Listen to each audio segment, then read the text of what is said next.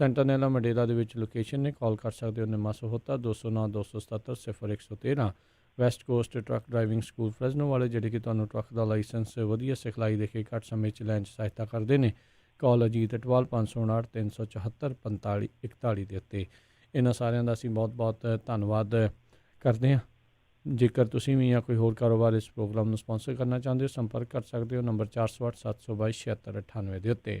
ਮਿੰਟੋ ਜੀ, ਗੱਲਬਾਤ ਦਾ ਸਿਲਸਿਲਾ ਸ਼ੁਰੂ ਕਰਦੇ ਹਾਂ। ਭਾਜਪਾ ਦੇ 2 ਰਾਜਾਂ ਦੇ ਵਿੱਚ ਘੁਟਾਲੇ ਤੇ ਮੀਡੀਆ ਕਹਿੰਦੇ ਖਾਮੋਸ਼। ਜਿਵੇਂ ਸ਼ਤਰੂਘਨ ਸਿਨਹਾ ਕਹਿੰਦਾ ਹੁੰਦਾ ਸੀ, ਖਾਮੋਸ਼, ਬਸ ਖਾਮੋਸ਼ ਹੈ, ਉਹੀ ਖਾਮੋਸ਼ੀ ਧਾਰਨ ਕਰ ਗਏ ਆ।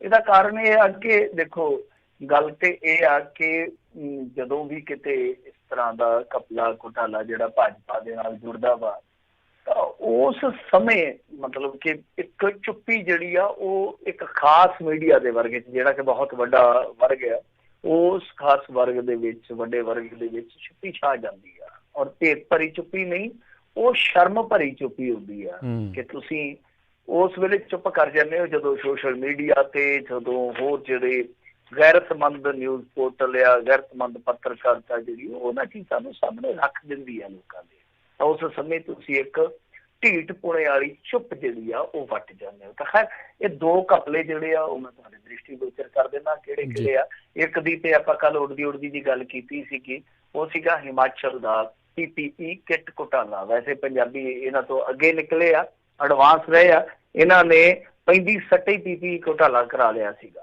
ਮਤਲਬ ਕਿ ਸ਼ੁਰੂ ਦੇ ਵਿੱਚ ਹੀ ਆਪਣੇ ਪੰਜਾਬ ਚੋਂ, ਅੰਮ੍ਰਿਤਸਰ ਚੋਂ PPE ਕਿੱਟ ਘੁਟਾਲਾ ਨਿਕਲਿਆ ਸੀ, ਜਿਹਦੇ ਬਾਰੇ ਆਪਾਂ ਬਹੁਤ ਦਿਨ ਪਹਿਲਾਂ ਹੀ ਦੱਸਤਾ ਸੀ, ਅਖਬਾਰਾਂ 'ਚ ਬਾਅਦ 'ਚ ਆਇਆ। ਖੈਰ, ਦੂਜੀ ਚੀਜ਼ ਜਿਹੜੀ ਆ ਉਹ ਇਹ ਆ ਕਿ ਹਿਮਾਚਲ 'ਚ ਹੁਣ PPE ਕਿੱਟ ਘੁਟਾਲਾ ਜਿਹੜਾ ਨਿਕਲਿਆ, ਉਹਦੇ 'ਚ ਇੱਕ ਆਡੀਓ ਵਾਇਰਲ ਹੋਈ ਸੀ, ਜਿਹਦੇ 'ਚ ਇਹ ਲੱਖਾਂ ਦਾ ਲੈਣ ਦੇਣ ਜਿਹੜਾ ਉਹ ਚੱਲ ਰਿਹਾ ਸੀਗਾ, ਗੱਲਬਾਤ ਕੀਤੀ ਜਾ ਰਹੀ ਸੀ। ਉਸ ਤੋਂ ਬਾਅਦ ਜਿਹੜਾ ਉਹਨਾਂ ਦਾ ਹੈਲਥ ਡਿਪਾਰਟਮੈਂਟ ਦਾ ਡਾਇਰੈਕਟਰ ਹੈ ਜਿਹੜਾ, ਉਹਦੀ ਅਰੈਸਟ ਹੋ ਗਈ। ਔਰ ਇਸ ਤੋਂ ਇਲਾਵਾ ਇਹਨਾਂ ਦਾ ਜਿਹੜਾ ਪ੍ਰਧਾਨ ਸੀ ਭਾਜਪਾ ਵਾਲੇ ਦਾ, ਉਹਦਾ ਅਸਤੀਫਾ ਹੋ ਗਿਆ। ਤੇ ਜੇ ਕੋਈ ਬੰਦਾ ਸ਼ਾਮਲ ਹੈ ਭਾਈ, ਅਸਤੀਫਾ ਦੇ ਕੇ ਲਤੀਫਾ ਜਿਹਾ ਕਿਉਂ ਸੁਣਾ ਗਿਆ? ਉਹਨੂੰ ਗ੍ਰਿਫਤਾਰ ਕਰਨਾ ਚਾਹੀਦਾ। ਜੇ ਉਹਦੀ ਕੋਈ ਸ਼ੱਕੀ ਸ਼ਮੂਲੀਅਤ ਹੈ ਖਤੇ ਤੌਰ ਤੇ, ਉਹਦੀ ਜਾਂਚ ਪੜਤਾਲ ਹੋਣੀ ਚਾਹੀਦੀ ਅੱਡ ਤੋਂ। ਹੁਣ ਇਹ ਹੋ ਗਿਆ ਇੱਧਰ ਦਾ ਘੁਟਾਲਾ। ਇੱਕ ਗੁਜਰਾਤ ਦਾ ਘੁਟਾਲਾ ਸਾਹਮਣੇ ਆਉਣ ਡਿਆ ਵਾ। ਉਹ ਇਹ ਆ ਕਿ ਉੱਥੇ 900 ਵੈਂਟੀਲੇਟਰ ਜਿਹੜੇ ਆ ਉਹ ਲਾਏ ਗਏ। ਮਤਲਬ ਕਿ ਕਥਿਤ ਤੌਰ ਤੇ ਇਹ ਵੀ ਇੱਕ ਵੱਡਾ ਘਪਲਾ ਦੱਸਿਆ ਜਾ ਰਿਹਾ। ਔਰ ਇਹਦੇ ਵਿੱਚੋਂ 230 ਕੇਵਲ ਜਿਹੜੇ ਸੀਗੇ, ਸਿਰਫ ਜਿਹੜੇ ਸੀ ਉਹ ਲਾਏ ਗਏ ਸਿਵਲ ਹਸਪਤਾਲ ਅਹਿਮਦਾਬਾਦ ਦੇ ਵਿੱਚ। ਹੁਣ ਕਾਰਨ ਇਹਦਾ ਇਹ ਆ, ਜਿਹੜਾ ਆਪਾਂ ਘਪਲਾ ਕਹਿ ਰਹੇ ਹਾਂ, ਚੱਕਰ ਅਸਲ ਦੇ ਵਿੱਚ ਇਹ ਆ ਕਿ ਇਹ ਉੱਥੋਂ ਦੀ ਲੋਕਲ ਫਰਮ ਨਹੀਂ ਬਣਾਏ ਸੀ। ਤੇ ਜਦੋਂ ਇਹ ਲਾਏ ਗਏ ਤੇ ਕਿਹਾ ਗਿਆ ਕਿ ਬੜਾ ਸ਼ਾਨਦਾਰ ਜੀ, ਬੱਲੇ ਬੱਲੇ ਹੋ ਗਈ ਆ, ਫਟੇ ਚੱਕ, ਇਹ ਤੇ ਵੈਂਟੀਲੇਟਰ ਆ, ਬੜਾ ਸਸਤਾ, ਮਤਲਬ ਕਿ ਨਾਲੇ ਆਤਮ ਨਿਰਭਰ ਵਾਲਾ ਕੰਮ ਹੋ ਗਿਆ ਤੇ ਆਤਮ ਨਿਰਭਰ ਬਣ ਗਏ ਆ। ਦਾ ਵਾਇਰ ਦੀ ਜਿਹੜੀ ਪੱਤਰਕਾਰ ਆ ਬੀਬੀ ਰੋਹਿਣੀ ਸਿੰਘ, ਉਹਨੇ ਹੁਣ ਬੜੇ ਕੁਝ ਹੀ ਪੱਤਰਕਾਰ ਵੀ ਪਏ ਆ ਇੰਡੀਆ ਦੇ ਵਿੱਚ। ਐਸੀ ਗੱਲ ਨਹੀਂ ਕਿ ਸਾਰੀ ਪੱਤਰਕਾਰਤਾ ਜਿਹੜੀ ਕਾਬੂ ਆ, ਗੁਲਾਮੀ ਦਾ ਜੂਲਾ ਲੈ ਕੇ ਜੀ ਰਹੀ ਆ। ਸੋ ਬਹੁਤ ਸਾਰੀ ਐਸੀ ਵੀ ਪੱਤਰਕਾਰਤਾ ਹੈ ਜਿਹੜੀ ਕਿ ਅਣਖ ਰੱਖਦੀ ਆ, ਗੈਰਤ ਰੱਖਦੀ ਆ, ਔਰ ਖੋਜੀ ਸਕਿੱਲ ਵੀ ਰੱਖਦੀ ਆ। ਤਾਂ ਇਹਨਾਂ ਨੇ ਇਹ ਕੱਢਿਆ ਹੁਣ, ਜੋ ਹਵਾਲਾ ਪੁਣ ਕੇ ਛਣਕੇ ਆ ਰਿਹਾ ਸਾਹਮਣੇ, ਇਹਨਾਂ ਨੇ ਇਹ ਕੱਢਿਆ ਤੱਥ ਕਿ ਅਸਲ ਦੇ ਵਿੱਚ ਉਸੇ ਫਰਮ ਤੋਂ ਕੇਂਦਰ ਸਰਕਾਰ ਨੇ 5000 ਵੈਂਟੀਲੇਟਰ ਖਰੀਦਣ ਦਾ ਆਰਡਰ ਦਿੱਤਾ ਸੀਗਾ। ਹਿਸਾਬ ਲਾ ਲਓ, ਹਾਲੇ 900 ਹੀ ਆਏ ਸੀ ਜਿਹੜੇ ਫੇਲ ਹੋ ਗਏ। ਮਤਲਬ ਕਿ ਬਹੁਤ ਬੁਰੀ ਤਰ੍ਹਾਂ ਫੇਲ ਹੋਏ। ਘੁਟਾਲਾ ਜਿਹੜਾ ਬਹੁਤ ਵੱਡਾ ਹੋਏਗਾ ਫਿਰ ਹਾਈ ਲੈਵਲ ਦਾ। 5000 ਦਾ ਆਰਡਰ ਸੀ ਕਥਿਤ ਤੌਰ ਤੇ। ਔਰ ਜਿਹੜੇ ਫਰਮ ਦੇ ਸਾਬਕਾ ਪ੍ਰਮੋਟਰ ਆ ਜਾਂ ਮੌਜੂਦਾ ਪ੍ਰਮੋਟਰ ਆ, ਉਹਨਾਂ ਦੀ ਸਾਰਿਆਂ ਦੀ ਭਾਰਤੀ ਜਨਤਾ ਪਾਰਟੀ ਦੇ ਨੇਤਾਵਾਂ ਦੇ ਨਾਲ ਅਤ ਨਜ਼ਦੀਕਤਾ। ਇਸ ਤੋਂ ਇਲਾਵਾ ਇਹਨਾਂ ਦੇ ਵਿੱਚੋਂ ਹੀ ਇੱਕ ਉਦਯੋਗਪਤੀ ਦਾ ਪਰਿਵਾਰ ਹੈ ਜਿਹੜਾ, ਉਹ ਪ੍ਰਧਾਨ ਮੰਤਰੀ ਨੂੰ ਤੋਹਫੇ 'ਚ ਮਿਲੇ 10 ਲੱਖ ਵਾਲੇ ਸੂਟ ਨਾਲ ਸੰਬੰਧਿਤ ਵੀ ਆ। ਮਤਲਬ ਖਰੀਦਦਾਰ ਪਰਿਵਾਰ। ਹੁਣ ਤੁਸੀਂ ਸਮਝ ਗਏ ਨਾ ਕਹਾਣੀ ਕਿ ਕਿਹਦੇ ਤੋਂ ਵੈਂਟੀਲੇਟਰ ਲੈ ਜਾ ਰਹੇ ਆ? ਜਿਨ੍ਹਾਂ ਨੇ ਸੂਟ ਖਰੀਦਿਆ ਸੀਗਾ ਪ੍ਰਧਾਨ ਸੇਵਕ ਦਾ, ਗਰੀਬ ਜਿਹਾ ਸੂਟ, ਚਾਹ ਵਾਲੇ ਦਾ ਸੂਟ ਹੈ ਜਿਹੜਾ, ਉਹ ਤੁਸੀਂ ਸਾਰਿਆਂ ਨੇ ਵੇਖਿਆ ਹੋਣਾ, ਬਹੁਤ ਮਸ਼ਹੂਰ ਹੋਇਆ ਸੀ ਉਸ ਵੇਲੇ। ਸੂਟ ਬੂਟ ਦੀ ਸਰਕਾਰ ਪਹਿਲਾਂ ਕਹਿੰਦੇ ਹੁੰਦੇ ਸੀ। ਤਾਂ ਖੈਰ ਉਹ ਸਾਰਾ ਕੁਛ ਹੈ ਜਿਹੜਾ ਚਲੋ ਰਾਜਨੀਤਿਕ ਆ। ਪਰ ਇਹ 2 ਘੁਟਾਲੇ ਜਿਹੜੇ ਆ ਕਥਿਤ ਤੌਰ ਤੇ ਬੜੇ ਚਰਚਿਤ ਨੇ ਇਸ ਵੇਲੇ ਸੋਸ਼ਲ ਮੀਡੀਆ ਤੇ ਖਾਸ ਤੌਰ ਤੇ। ਪਰ ਜੇ ਤੁਸੀਂ ਦੇਖੋਗੇ ਮੇਨ ਸਟ੍ਰੀਮ ਮੀਡੀਆ ਦੇ ਵਿੱਚ ਇਸ ਤਰ੍ਹਾਂ ਦੀ ਕੋਈ ਖਬਰ ਨਹੀਂ, ਇਸ ਤਰ੍ਹਾਂ ਦੀ ਕੋਈ ਜਾਣਕਾਰੀ ਨਹੀਂ, ਬਿਲਕੁਲ ਸੁਸਰੀ ਵਾਂਗ ਸੁੱਤੇ ਪਏ ਆ। ਤੇ 5000 ਵੈਂਟੀਲੇਟਰ ਜਿਹੜੇ ਆ ਉਸ ਫਰਮ ਤੋਂ ਚੱਕਣ ਦਾ ਇਹਨਾਂ ਨੇ ਇਰਾਦਾ ਕੀਤਾ ਹੋਇਆ ਸੀਗਾ, ਜਿਹਦਾ ਕੋਈ ਵੀ ਹੁਣ ਤੱਕ ਐਸਾ ਸ਼ਾਇਦ ਤਜਰਬਾ ਨਹੀਂ ਸੀ ਜਾਂ ਉਹਨਾਂ ਦੇ ਕੋਲ ਐਸੀ ਕੋਈ ਸਕਿੱਲ ਨਹੀਂ ਸੀ ਜਿਹਦੇ ਆਧਾਰ ਤੇ ਇਹ ਸਭ ਕੁਝ ਕੀਤਾ ਜਾਂਦਾ, ਕਿਉਂਕਿ ਤੁਹਾਨੂੰ ਪਤਾ ਵੈਂਟੀਲੇਟਰ ਕਿੰਨੀ ਇੱਕ ਸੈਂਸਿਟਿਵ ਚੀਜ਼ ਆ ਜਾਂਦੀ ਆ। ਔਰ ਦੂਜੀ ਗੱਲ ਆ ਕਿ ਉਹ ਜਿਹੜੇ ਨਕਲੀ ਜੁਗਾੜ ਜੇ ਲਾ ਦਿੱਤੇ, ਜਿਵੇਂ ਆਪਣੇ ਇੱਕ ਵਾਰੀ ਪਾਣੀ ਵਾਲੀ ਬੱਸ ਆ ਗਈ, ਤੁਹਾਨੂੰ ਪਤਾ ਨਾ ਘੁਰਕਾ ਜਿਹਾ ਲਈ ਫਿਰਦੇ ਸੀ, ਖਟਾ ਜਿਹਾ ਭੂੰਡ ਰੰਗਾ ਜਿਹਾ, ਤੇ ਉਸ ਤਰ੍ਹਾਂ ਹੀ ਉਹ ਜਿਹੜੇ ਵੈਂਟੀਲੇਟਰ ਜੁਗਾੜੂ ਵੈਂਟੀਲੇਟਰ ਆ ਉਹਨਾਂ ਨੇ ਕਿੰਨਾ ਨੁਕਸਾਨ ਕੀਤਾ ਹੋਊਗਾ ਇਹ ਦੇਖਣ ਦੀ ਗੱਲ ਆ ਹੁਣ। ਕਿਉਂਕਿ ਇੱਕ ਚੀਜ਼ ਹੋਰ ਵੀ ਆ ਨਾ, ਕਿਉਂਕਿ ਅਹਿਮਦਾਬਾਦ ਦੇ ਵਿੱਚ ਬਹੁਤ ਮੌਤਾਂ ਹੋਈਆਂ, ਜ਼ਿਆਦਾਤਰ ਮੌਤਾਂ ਸਰਕਾਰੀ ਹਸਪਤਾਲ 'ਚ ਹੋਈਆਂ। ਇਹਦੀ ਪੜਤਾਲ ਹੋਣੀ ਚਾਹੀਦੀ ਹੈ ਕਿ ਉਹਨਾਂ ਵੈਂਟੀਲੇਟਰਾਂ ਨੇ ਕਿੰਨਾ ਜਾਨੀ ਨੁਕਸਾਨ ਕੀਤਾ। ਖੈਰ ਇਹ ਜਾਂਚ ਪੜਤਾਲ ਕੋਈ ਹੋਊਗੀ ਜਾਂ ਨਹੀਂ ਹੋਊਗੀ ਪਤਾ ਨਹੀਂ, ਪਰ ਆਪਾਂ ਅੱਗੇ ਹੋਈਏ ਥੋੜਾ ਜਿਹਾ ਇਸ ਖਬਰ ਤੋਂ। ਤਾਂ ਫਾਈਜ਼ਰ ਦੇ ਜਿਹੜੇ CEO ਆ ਉਹਨਾਂ ਨੇ ਦਾਅਵਾ ਕੀਤਾ ਕਿ COVID-19 ਦਾ ਟੀਕਾ ਜਿਹੜਾ ਅਕਤੂਬਰ ਦੇ ਅੰਤ ਤੱਕ ਤਿਆਰ ਹੋ ਸਕਦਾ। ਫਿਰ ਇਸ ਤੋਂ ਇਲਾਵਾ ਦੱਸਦੇ ਆ ਕਿ ਇੱਕ ਲੰਡਨ ਦੇ ਵਿੱਚ ਡਾਕਟਰ ਤੇ ਨਰਸ ਨੇ ਹਸਪਤਾਲ 'ਚ ਵਿਆਹ ਕਰਵਾ ਲਿਆ। ਇਹ ਵੀ ਦੌਰ ਆਉਣਾ ਸੀਗਾ ਕਿ ਉਹਨਾਂ ਨੂੰ ਪਤਾ ਕਿ ਹੁਣ ਸਾਰਾ ਕੁਛ ਜਿਹੜਾ ਹੈ ਇਸ ਵੇਲੇ ਬਲੌਕ ਹੈ, ਸਾਰਾ ਕੁਛ ਬੰਦ ਹੈ, ਤਾਂ ਇੱਥੇ ਠੀਕ ਆ, ਰਹਿਣਾ ਤਾਂ ਇੱਥੇ ਹੀ ਹੈ, ਡਿਊਟੀ ਇੱਥੇ ਨਾਲ ਮਿਲ ਕੇ ਦੇ ਚੱਲਾਂਗੇ ਤੇ ਵਿਆਹ ਦੀਆਂ ਰਸਮਾਂ ਵੀ ਇੱਥੇ ਕਰ ਲਈਏ। ਤਾਂ ਦੂਸਰੇ ਪਾਸੇ UN ਦੀ ਇੱਕ ਵਾਰਨਿੰਗ ਹੈ ਕਿ ਕਰੋਨਾ ਨਾਲ 8500 ਅਰਬ ਡਾਲਰ ਦਾ ਨੁਕਸਾਨ ਹੋ ਸਕਦਾ। 8500 ਅਰਬ ਡਾਲਰ ਦੇ ਵਿੱਚ ਜ਼ੀਰੋਆਂ ਕਿੰਨੀਆਂ ਹੋਣੀਆਂ ਇਹ ਤੇ ਸੰਬਿਤ ਪਾਤਰਾ ਜੀ ਜਾਣਦੇ ਆ, ਕਿਉਂਕਿ ਉਹ ਜ਼ੀਰੋ ਵਾਲੀ ਖੇਡ ਖੇਡਦੇ ਹੁੰਦੇ ਆ ਕਈ ਵਾਰ ਆਪਦੇ ਵਿਰੋਧੀਆਂ ਦੇ ਨਾਲ। ਪਰ ਉਹ ਬਿਮਾਰ ਨੇ ਹਾਲ ਦੀ ਘੜੀ। ਤੁਸੀਂ ਜੇ ਵੇਖਣਾ ਹੋਵੇ ਇਹਦਾ ਸਾਰਾ ਹਿਸਾਬ ਕਿਤਾਬ ਗੂਗਲ ਤੋਂ ਪੁੱਛ ਲਓ ਜਾਂ ਫੋਨ ਦੇ ਵਿੱਚ ਤੁਹਾਡੇ ਕੈਲਕੂਲੇਟਰ ਹੋਣਾ, ਮੈਨੂੰ ਨਹੀਂ ਇਹਨਾਂ ਪਤਾ ਕਿ 8500 ਅਰਬ ਡਾਲਰ ਜਿਹੜਾ ਉਹ ਕਿੰਨਾ ਬਣੇਗਾ। ਤਾਂ ਇਹ ਇੱਕ ਪ੍ਰੈਡਿਕਸ਼ਨ ਹੋਣ ਦੀ ਆ, ਪਸ਼ੀਨਗੋਈ ਹੋਣ ਦੀ ਆ, ਪਰ ਇਹ ਜੇ ਮੰਨ ਲਓ ਸਥਿਤੀਆਂ ਪਰਿਸਥਿਤੀਆਂ ਗਾਂਹ ਜਾ ਕੇ ਵਿਗੜਦੀਆਂ, ਲੰਬਾ ਚੱਲਦਾ ਕੰਮ, ਤਾਂ ਫਿਰ ਬਹੁਤ ਔਖਾ ਹੋ ਜਾਏਗਾ। ਚਲੋ ਹੁਣ ਆਪਾਂ ਇੰਡੀਆ ਦੀਆਂ ਕੁਝ ਗੱਲਾਂ ਬਾਤਾਂ ਕਰ ਲਈਏ। ਇਸ ਤਰ੍ਹਾਂ ਜਿੱਦਾਂ ਤੁਹਾਨੂੰ ਪਤਾ ਹੀ ਹੈ ਕਿ ਇਸ ਵੇਲੇ ਮਾਹੌਲ ਬਣਿਆ ਪਿਆ ਕਿ ਕਿਹੜੀ ਚੀਜ਼ ਖੁੱਲੇਗੀ, ਕਿਉਂਕਿ ਲਾਕਡਾਊਨ ਜਿਹੜਾ ਇੱਕ ਵਾਰ ਫੇਰ ਨਵੇਂ ਸਿਰੇ ਤੋਂ ਇਹਨਾਂ ਨੇ ਦੇਖਣਾ ਔਰ ਉਹ ਵਧਾਇਆ ਜਾਏਗਾ। ਅੱਜ ਅਮਿਤ ਸ਼ਾਹ ਔਰ ਪ੍ਰਧਾਨ ਮੰਤਰੀ ਨਰਿੰਦਰ ਮੋਦੀ ਹੋਰਾਂ ਨੇ ਚਿੰਤਨ ਕੀਤਾ ਇਸ ਚੀਜ਼ ਤੇ, ਮੰਥਨ ਹੋਇਆ ਵਾ, ਨਵੀਂ ਰਣਨੀਤੀ ਤੇ ਵਿਚਾਰ ਵਟਾਂਦਰਾ ਇਹਨਾਂ ਨੇ ਕੀਤਾ ਕਿ ਲਾਕਡਾਊਨ 5 ਕਿਸ ਤਰ੍ਹਾਂ ਦਾ ਹੋਵੇ। ਇਸ ਤੋਂ ਇਲਾਵਾ ਅੱਜ ਕਮਾਲ ਦੀ ਗੱਲ ਇਹ ਰਹੀ ਕਿ ਬੰਗਾਲ ਨੇ ਪਹਿਲਾਂ ਐਲਾਨ ਕਰ ਦਿੱਤਾ ਕਿ 8 ਜੂਨ ਤੋਂ 100% ਸਟਾਫ ਦੇ ਨਾਲ ਦਫ਼ਤਰ ਖੁੱਲਣਗੇ ਸਰਕਾਰੀ, ਔਰ ਨਿੱਜੀ ਦਫ਼ਤਰ ਵੀ ਖੋਲੇ ਜਾਣਗੇ। 1 ਜੂਨ ਤੋਂ ਸਾਰੇ ਜਿਹੜੇ ਧਾਰਮਿਕ ਸਥਾਨ ਹੈ ਉਹ ਖੁੱਲਣਗੇ। ਉਹਨਾਂ ਨੇ ਪਹਿਲਾਂ ਐਲਾਨ ਕਰ ਦਿੱਤਾ ਤੇ ਇਹਨਾਂ ਦਾ ਮੇਰੇ ਖਿਆਲ ਦੇ ਨਾਲ ਟਕਰਾਇਆ ਜਿਹੜਾ ਫਿਰ ਹੋ ਸਕਦਾ, ਕਿਉਂਕਿ ਲਾਕਡਾਊਨ ਜੇ ਹੋਇਆ ਤਾਂ ਪੂਰੇ ਮੁਲਕ ਲਈ ਹੋਣਾ, ਇੱਕ ਸਟੇਟ ਇਸ ਤਰ੍ਹਾਂ ਨਹੀਂ ਕਰ ਸਕੇਗੀ, ਕਿਉਂਕਿ ਡਿਜ਼ਾਸਟਰ ਮੈਨੇਜਮੈਂਟ ਐਕਟ ਹੈ ਜਿਹੜਾ ਉਹ ਇਸ ਤਰ੍ਹਾਂ ਕਰਨ ਤੋਂ ਰੋਕੇਗਾ ਇਹਨਾਂ ਨੂੰ। ਖੈਰ ਵੇਖੋ ਅੱਗੇ ਕੀ ਬਣਦਾ, ਇਹਨਾਂ ਦਾ ਟਕਰਾਅ ਵੈਸੇ ਵੀ ਚੱਲਦਾ। ਤੇ ਦੂਜੇ ਪਾਸੇ ਜਿਹੜੇ ਡਾਕਟਰ ਰਮੇਸ਼ ਹੈਗੇ ਆ ਪੁਖਿਆਰ, ਜਿਹੜੇ ਕਿ ਇੱਥੋਂ ਦੇ ਸੈਂਟਰਲ ਮਿਨਿਸਟਰ ਆ, ਕੇਂਦਰੀ ਮਿਨਿਸਟਰ ਆ, ਉਹਨਾਂ ਨੇ ਕਿਹਾ ਕਿ ਹਾਲਾਤ ਆਮ ਹੋਣ ਤੇ ਹੀ ਕਾਲਜਾਂ 'ਚ ਇਮਤਿਹਾਨ ਹੋਣਗੇ। ਸੋ ਉਹਨਾਂ ਨੇ ਸਾਫ਼ ਕਰ ਦਿੱਤਾ। ਦੂਸਰੇ ਪਾਸੇ ਪਿਊਸ਼ ਗੋਇਲ ਜਿਹੜੇ ਵਣਜ ਵਪਾਰ ਮੰਤਰੀ ਆ, ਉਹ ਕਹਿੰਦੇ ਕਿ ਜਲਦੀ ਦਿੱਤੀ ਜਾਏਗੀ ਸ਼ਾਪਿੰਗ ਸੈਂਟਰਾਂ ਦੇ ਵਿੱਚ ਯਾਨੀ ਮਾਲਸ ਦੇ ਵਿੱਚ ਜੋ ਦੁਕਾਨਾਂ ਹੁੰਦੀਆਂ ਉਹਨਾਂ ਨੂੰ ਇਜਾਜ਼ਤ ਦੇ ਦਿੱਤੀ ਜਾਏਗੀ, ਜਲਦੀ ਇਜਾਜ਼ਤ ਅਸੀਂ ਦੇ ਦੇਵਾਂਗੇ। ਪਰ ਇਸ ਦਰਮਿਆਨ ਗੋਆ ਨੇ ਕੇਂਦਰ ਸਰਕਾਰ ਤੋਂ 15 ਦਿਨ ਲਈ ਹੋਰ ਲਾਕਡਾਊਨ ਵਧਾਉਣ ਦੀ ਮੰਗ ਕੀਤੀ ਆ। ਇਸ ਤੋਂ ਇਲਾਵਾ ਜੇ ਆਪਾਂ ਗੱਲ ਕਰੀਏ, ਅੱਜ ਇੱਕ ਬਹੁਤ ਮੈਂ ਕਹੂੰਗਾ ਭਿਆਨਕ ਖਬਰ ਆਈ ਓਡੀਸ਼ਾ ਤੋਂ।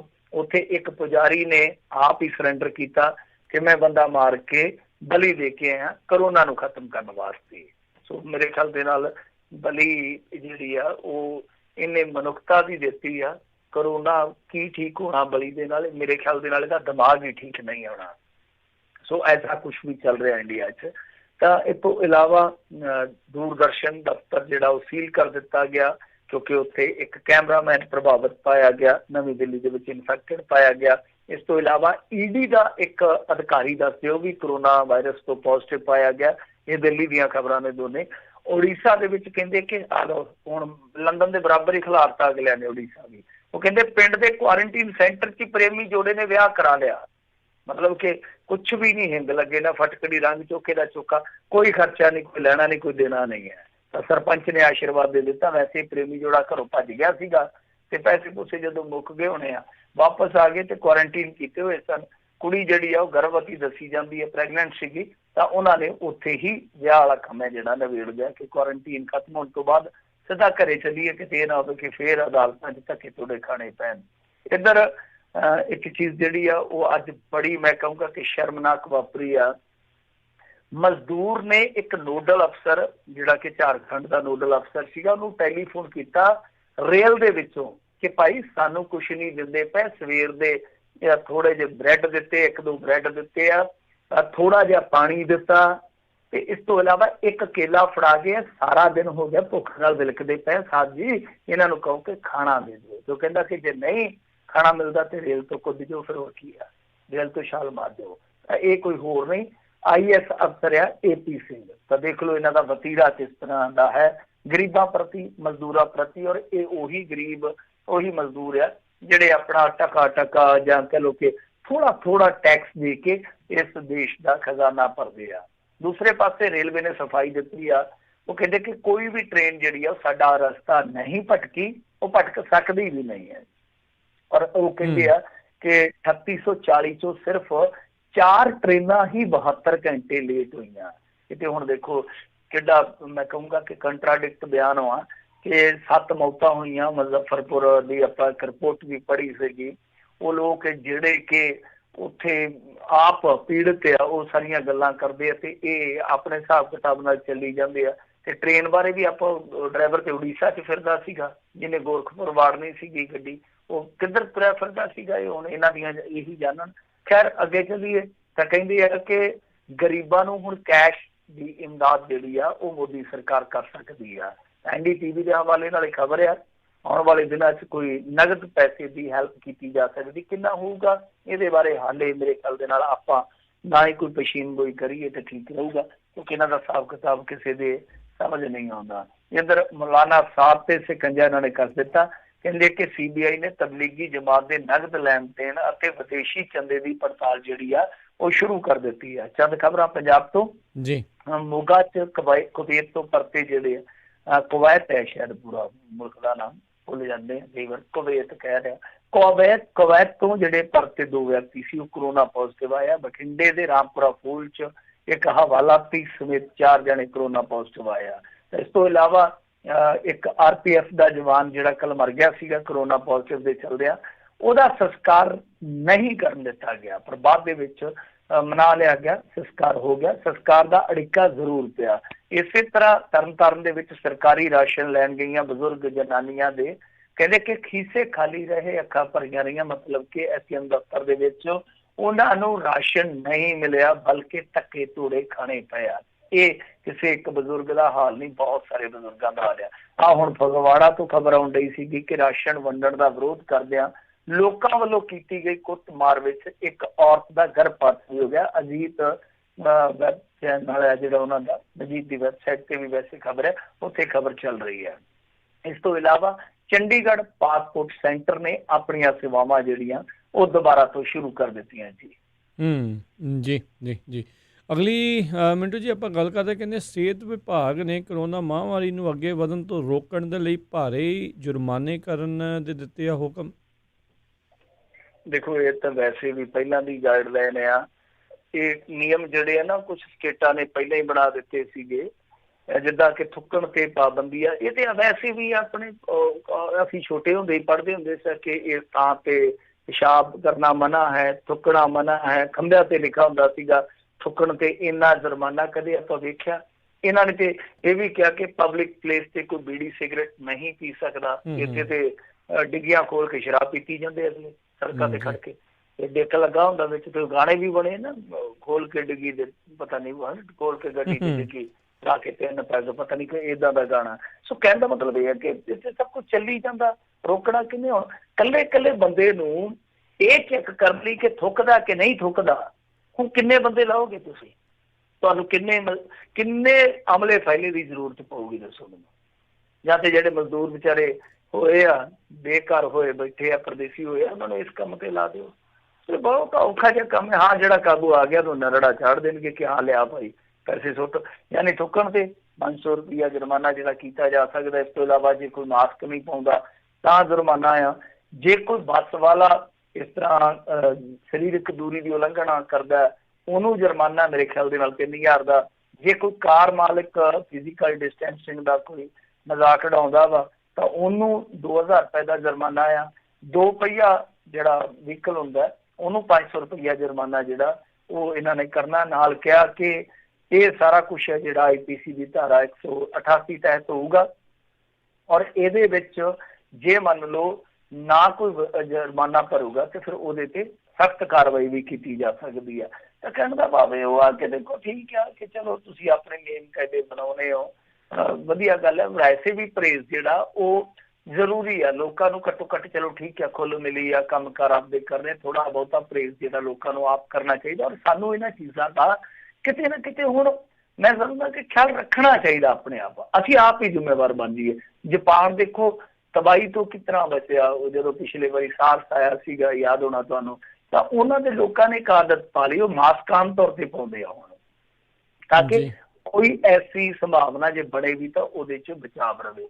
ਤਾਂ ਸਾਡੇ ਇੱਥੇ ਤੇ ਖਤਰਾ ਹਾਲੇ ਬਰਕਰਾਰ ਹੈ। ਸਾਨੂੰ ਆਪਣੇ ਆਪ ਹੀ ਆਦਤਾਂ ਪਾਲਣੀਆਂ ਚਾਹੀਦੀਆਂ ਕਿ ਬਹੁਤਾ ਅਸੀਂ ਇੱਕ ਦੂਜੇ ਨਾਲ ਘੁਲੀਏ ਮਿਲੀਏ ਨਾ। ਹਾਂ, ਘੁਲ ਮਿਲ ਤੋਂ ਇਹ ਨਹੀਂ ਹੈ ਕਿ ਮਨਾਂ ਤੋਂ ਦੂਰ ਹੋ ਜਾਈਏ, ਮਤਲਬ ਥੋੜਾ ਪਰਹੇਜ਼ ਰੱਖੀਏ। ਦੂਜੀ ਚੀਜ਼ ਇਹ ਆ ਕਿ ਅਸੀਂ ਪਬਲਿਕ ਪਲੇਸਿਸ ਤੇ ਕਿਉਂ ਕਰਦੇ ਹਾਂ, ਮਤਲਬ ਕਿ ਥੁੱਕਣਾ, ਪਿਸ਼ਾਬ ਕਰਨਾ, ਇਹ ਚੀਜ਼ਾਂ ਵੈਸੇ ਹੀ ਸਾਡੀ ਰੋਜ਼ਮਰਾ ਜ਼ਿੰਦਗੀ ਦੀ ਆਦਤ ਚੋਂ ਬਾਹਰ ਹੋਣਾ ਚਾਹੀਦਾ। ਸਾਰਾ ਕੁਛ ਅਸੀਂ ਆਪਣੇ ਆਪ ਹੀ ਜ਼ਿੰਮੇਵਾਰ ਬਣ ਜਾਈਏ। ਸਾਡੇ ਇੱਥੇ ਤਾਂ ਪੜ੍ਹੇ ਲਿਖੇ ਜਿਹਨਾਂ ਕੋਲ ਵੱਡੀਆਂ ਗੱਡੀਆਂ ਹੁੰਦੀਆਂ, ਮੂੰਗਫਲੀ ਚੱਬਦੇ ਜਿਹੜੇ ਛਿਲੜਾ ਪਿੱਛੇ ਸੜਕ ਤੇ ਸੁੱਟੀ ਜਾਂਦੀ ਆ। ਸਾਡੇ ਇੱਥੇ ਅੱਜ ਵੀ ATM ਦੇ ਵਿੱਚੋਂ ਪਰਚੀ ਕੱਢੀ ਜਾਂਦੀ ਆ ਤੇ ਉੱਥੇ ਲਾਗੇ ਡਸਟਬਿਨ ਪਿਆ ਹੁੰਦਾ, ਉਹਦੇ ਵਿੱਚ ਨਹੀਂ ਸੁੱਟਦੇ ਪਰਚੀ, ਉੱਥੇ ਹੀ ਸੁੱਟਦੇ ਪੈਰਾਂ 'ਚ ਕਿ ਚੱਲ ਕੋਈ ਗੱਲ ਨਹੀਂ, ਉੱਥੇ ਬਾਹਰ ਬੈਠਾ ਜਿਹੜਾ ਫੌਜੀ ਕਹਿ ਦਿੰਦੇ, ਵੈਸੇ ਸਿਕਿਉਰਿਟੀ ਗਾਰਡ ਜਿਹੜਾ ਹੁੰਦਾ ਕਿ ਉਹ ਆਪੇ ਚੁੱਕ ਕੇ ਸੁੱਟੂਗਾ। ਸਾਡੀ ਆਦਤਾਂ ਜਿਹੜੀਆਂ ਨੇ ਉਹ ਬਹੁਤ ਮਾੜੀਆਂ, ਸਾਨੂੰ ਖੁਦ ਸੁਧਾਰਨਾ ਚਾਹੀਦਾ। ਪਰ ਆ ਜਿਹੜਾ ਜੁਰਮਾਨਾ ਨਿੱਕੀਆਂ ਨਿੱਕੀਆਂ ਗੱਲਾਂ ਤੇ ਆ, ਇਹਦੇ ਵਿੱਚ ਕੀ ਆ ਕਿ ਲੁੱਟ ਖਸੁੱਟ ਵੱਧ ਜਾਊਗੀ। ਪਰ ਹਾਂ ਜਿਹੜੀਆਂ ਚੀਜ਼ਾਂ ਨੇ ਕਿ ਥੁੱਕੜ ਤੇ ਵੀ ਜੁਰਮਾਨਾ, ਮੈਨੂੰ ਲੱਗਦਾ ਕਿ ਇਹ ਕਾਰਗਰ ਨਹੀਂ ਹੈ ਤੇ ਐਵੇਂ ਬਸ ਖਾਣਾ ਪੂਰਤੀ ਆ। ਜੀ ਜੀ। ਅਗਲੀ ਜਿਹੜੀ ਗੱਲ ਕਰੀਏ, ਕਹਿੰਦੇ ਪੰਜਾਬ ਵਿੱਚ ਬਿਜਲੀ ਸਬਸਿਡੀ ਨੂੰ ਲੈ ਕੇ ਮਚਿਆ ਆ ਘਮਸਾਨ।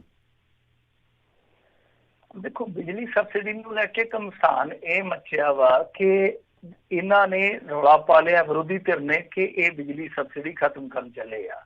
ਬਿਜਲੀ ਸਬਸਿਡੀ ਖਤਮ ਕਰਨ ਦਾ ਸਭ ਤੋਂ ਵੱਡਾ ਬਿਆਨ ਹੈ ਜਿਹੜਾ ਉਹ ਅੱਜ ਇੱਕ ਤੇ ਦਿੱਤਾ ਸੁਖਬੀਰ ਸਿੰਘ ਬਾਦਲ ਨੇ, ਔਰ ਇੱਥੋਂ ਤੱਕ ਪਾਗਲਪਨ ਕਹਿ ਗਏ ਉਹ ਕਿ ਇਹ ਪਾਗਲਪਨ ਆ ਜੋ ਇਹ ਕਰਨ ਜਾ ਰਹੇ ਆ। ਅਸਲ ਦੇ ਵਿੱਚ ਕੀ ਆ ਕਿ ਕੱਲ ਕੈਬਨਿਟ ਦੀ ਮੀਟਿੰਗ ਹੋਈ ਸੀਗੀ। ਉਸ ਕੈਬਨਿਟ ਦੀ ਮੀਟਿੰਗ ਦੇ ਵਿੱਚ ਚਰਚਾ ਇਹ ਸੁਣਿਆ ਗਿਆ ਕਿ ਉਹਨਾਂ ਨੇ ਜੋ ਉੱਥੇ ਗੱਲਬਾਤ ਕੀਤੀ ਆ ਕਿ ਇਹ ਬਿਜਲੀ ਸਬਸਿਡੀ ਜਿਹੜੀ ਆ ਖਤਮ ਕਰ ਦਿੱਤੀ ਜਾਵੇ। ਕਾਰਨ ਉਹਦਾ ਇੱਕ ਹੋਰ ਵੀ ਆ। ਦੇਖੋ, ਅਸਲ ਦੇ ਵਿੱਚ ਕੁਛ ਗੱਲਾਂ ਜਿਹੜੀਆਂ ਨਾ ਗੁੰਝਲ ਵਾਲੀਆਂ ਹੁੰਦੀਆਂ। ਐਤਕੀ ਸਾਰੀਆਂ ਸਟੇਟਾਂ ਨੂੰ ਜ਼ਰੂਰਤ ਹੈ ਪੈਸੇ ਦੀ। ਕਹਾਣੀ ਇਹ ਆ ਕਿ ਜਦੋਂ ਵੀ ਇਹਨਾਂ ਨੇ ਗਾਈਡਲਾਈਨ ਬਣਾਈ, ਮੇਰੇ ਖਿਆਲ ਦੇ ਨਾਲ ਅੱਜ ਤੋਂ ਕਈ ਸਾਲ ਪਹਿਲਾਂ ਬਣਾ ਦਿੱਤੀ ਸੀ RBI ਨੇ, ਕਿ ਜੋ ਵੀ ਤੁਹਾਡੀ GSDP ਹੁੰਦੀ ਆ, ਹੁਣ GSDP ਸਮਝ ਗਏ ਨਾ ਤੁਸੀਂ, ਇੱਕ ਤਾਂ ਹੁੰਦੀ ਹੈ GDP, ਇੱਕ ਹੁੰਦੀ ਹੈ GSDP ਜਿਹੜੀ ਆਪਣੇ ਇੱਥੇ ਰਾਜਾਂ ਦੀ ਹੁੰਦੀ ਆ। GDP ਹੋ ਗਈ ਇੱਕ ਮੁਲਕ ਦੀ।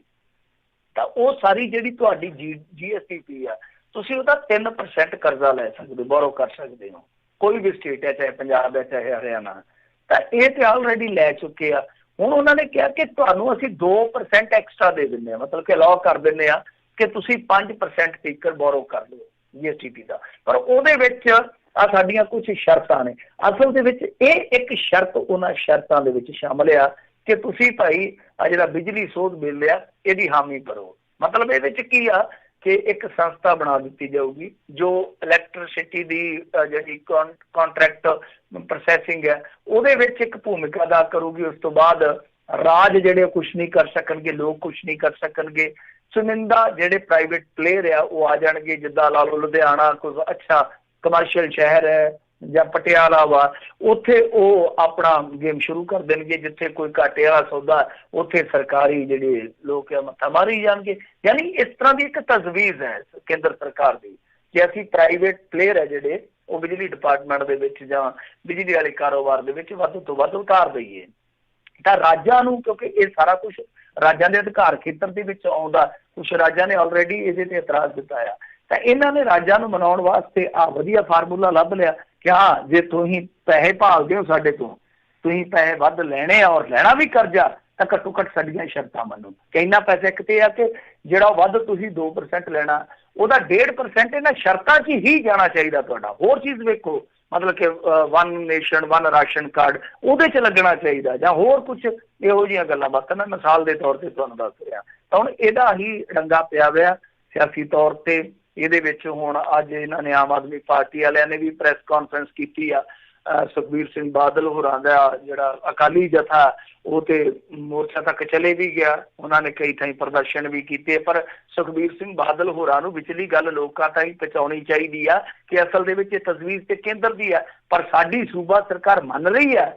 ਔਰ ਹੁਣ ਮੈਂ ਇੱਕ ਡਿਬੇਟ ਦੇ ਵਿੱਚ ਸੁਣ ਰਿਹਾ ਸੀਗਾ, ਸੰਦੀਪ ਸੰਧੂ ਜਿਹੜੇ ਕਿ ਸਲਾਹਕਾਰ ਨੇ ਕੈਪਟਨ ਅਮਰਿੰਦਰ ਸਿੰਘ ਦੇ ਔਰ ਬੜੇ ਵਫਾਦਾਰ ਨੇ ਉਹਨਾਂ ਦੇ, ਉਹ ਕਹਿੰਦੇ ਕਿ ਨਹੀਂ ਐਸਾ ਕੁਛ ਵੀ ਨਹੀਂ ਹੈ। ਹਾਂ ਠੀਕ ਆ ਕਿ ਸਰਕਾਰ ਨੇ ਸ਼ਰਤ ਰੱਖੀ ਆ, ਪਰ ਅਸੀਂ ਇਹਦੇ ਤੇ ਡਿਸਕਸ ਕਰਕੇ ਮੁੱਦਾ ਜਿਹੜਾ ਉਹ ਵਿਚਾਰ ਕੇ ਉੱਥੇ ਛੱਡ ਦਿੱਤਾ, ਐਸਾ ਕੁਛ ਨਹੀਂ ਹੋਏਗਾ।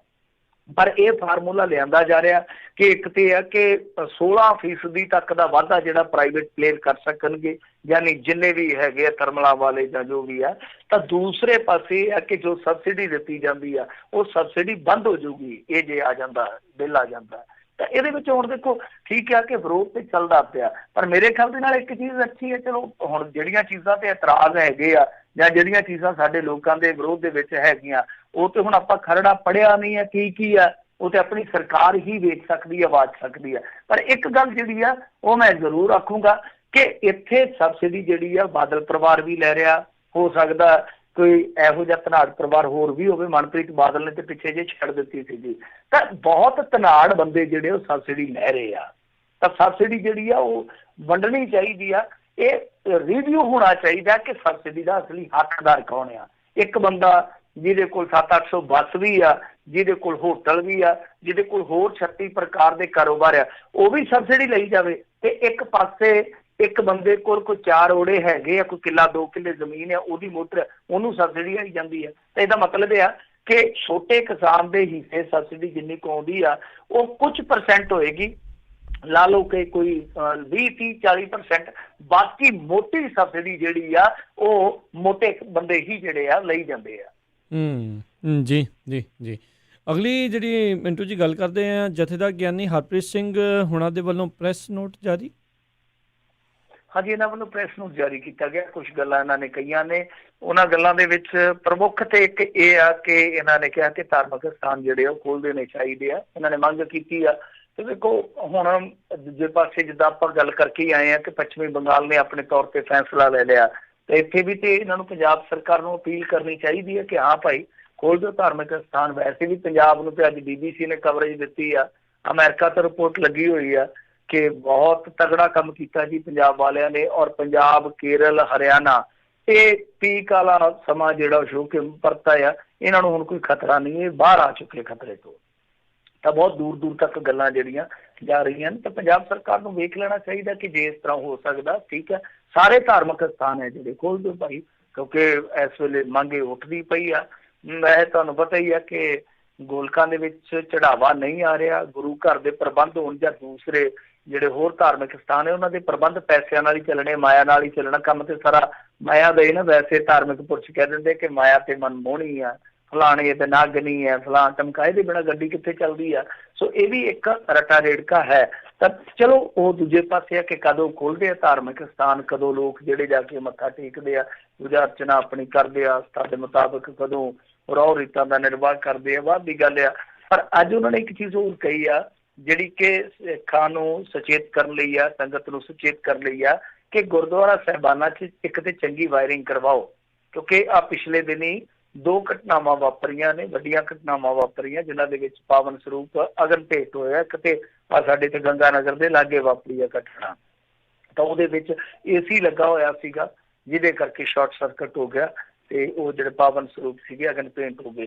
ਤਾਂ ਦੂਜੇ ਪਾਸੇ ਇਹਨਾਂ ਨੇ ਕਿਹਾ ਕਿ ਪਾਲਕੀ ਸਾਹਿਬ ਦੇ ਨਾਲ ਲੜੀਆਂ, ਪਲਾਸਟਿਕ ਦੇ ਪੱਖੇ ਆਦਿਕ ਨਾ ਲਾਏ ਜਾਣ, ਕਿਉਂਕਿ ਇਹ ਚੀਜ਼ਾਂ ਚੱਲਦੀਆਂ ਰਹਿਣ ਕਰਕੇ ਗਰਮ ਹੋ ਜਾਂਦੀਆਂ, ਪਿਘਲ ਕੇ ਫਿਰ ਉਹ ਅੱਗ ਦਾ ਕਾਰਨ ਬਣ ਜਾਂਦੀ ਹੈ। ਤਾਂ ਇਸ ਤੋਂ ਇਲਾਵਾ ਉਹਨਾਂ ਨੇ ਕਿਹਾ ਕਿ ਵਾਰ-ਵਾਰ ਕਹਿਣ ਤੇ ਵੀ ਸਿੱਖ ਸੰਗਤ ਅਜਿਹਾ ਕਰਨ 'ਚ ਅਣਗਹਿਲੀ ਵਰਤ ਰਹੀ ਹੈ। ਸੋ ਆਹ ਚੀਜ਼ਾਂ ਨੇ। ਪਰ ਕੁੱਲ ਮਿਲਾ ਕੇ ਹੁਣ ਦੇਖੋ ਸਿੱਧੇ ਤੌਰ ਤੇ ਤਾਂ ਨਹੀਂ ਹੈ, ਸਿੱਧੇ ਤੌਰ ਤੇ ਉਹ ਇਹਨਾਂ ਚੀਜ਼ਾਂ ਦਾ ਕਿਤੇ ਨਾ ਕਿਤੇ ਵਿਰੋਧ ਹੀ ਕਰਦੇ ਨਜ਼ਰ ਆ ਰਹੇ ਆ ਕਿ ਭਾਈ ਇਹਨਾਂ ਚੀਜ਼ਾਂ ਦਾ ਗੁਰੇਜ਼ ਹੀ ਕਰੋ। ਔਰ ਖਾਸ ਤੌਰ ਤੇ ਉਹ ਕਹਿੰਦੇ ਆ ਕਿ ਦੇਖੋ ਜੇ ਰਾਤ ਨੂੰ ਸੁਖ ਆਸਨ ਕਰਨ ਤੋਂ ਬਾਅਦ ਕੋਈ ਚੀਜ਼ ਉੱਥੇ ਛੱਡਣੀ ਹੈ ਚਲਦੀ ਤਾਂ ਉਹ ਇੱਕ ਛੋਟੀ ਲਾਈਟ ਹੋਣੀ ਚਾਹੀਦੀ ਆ।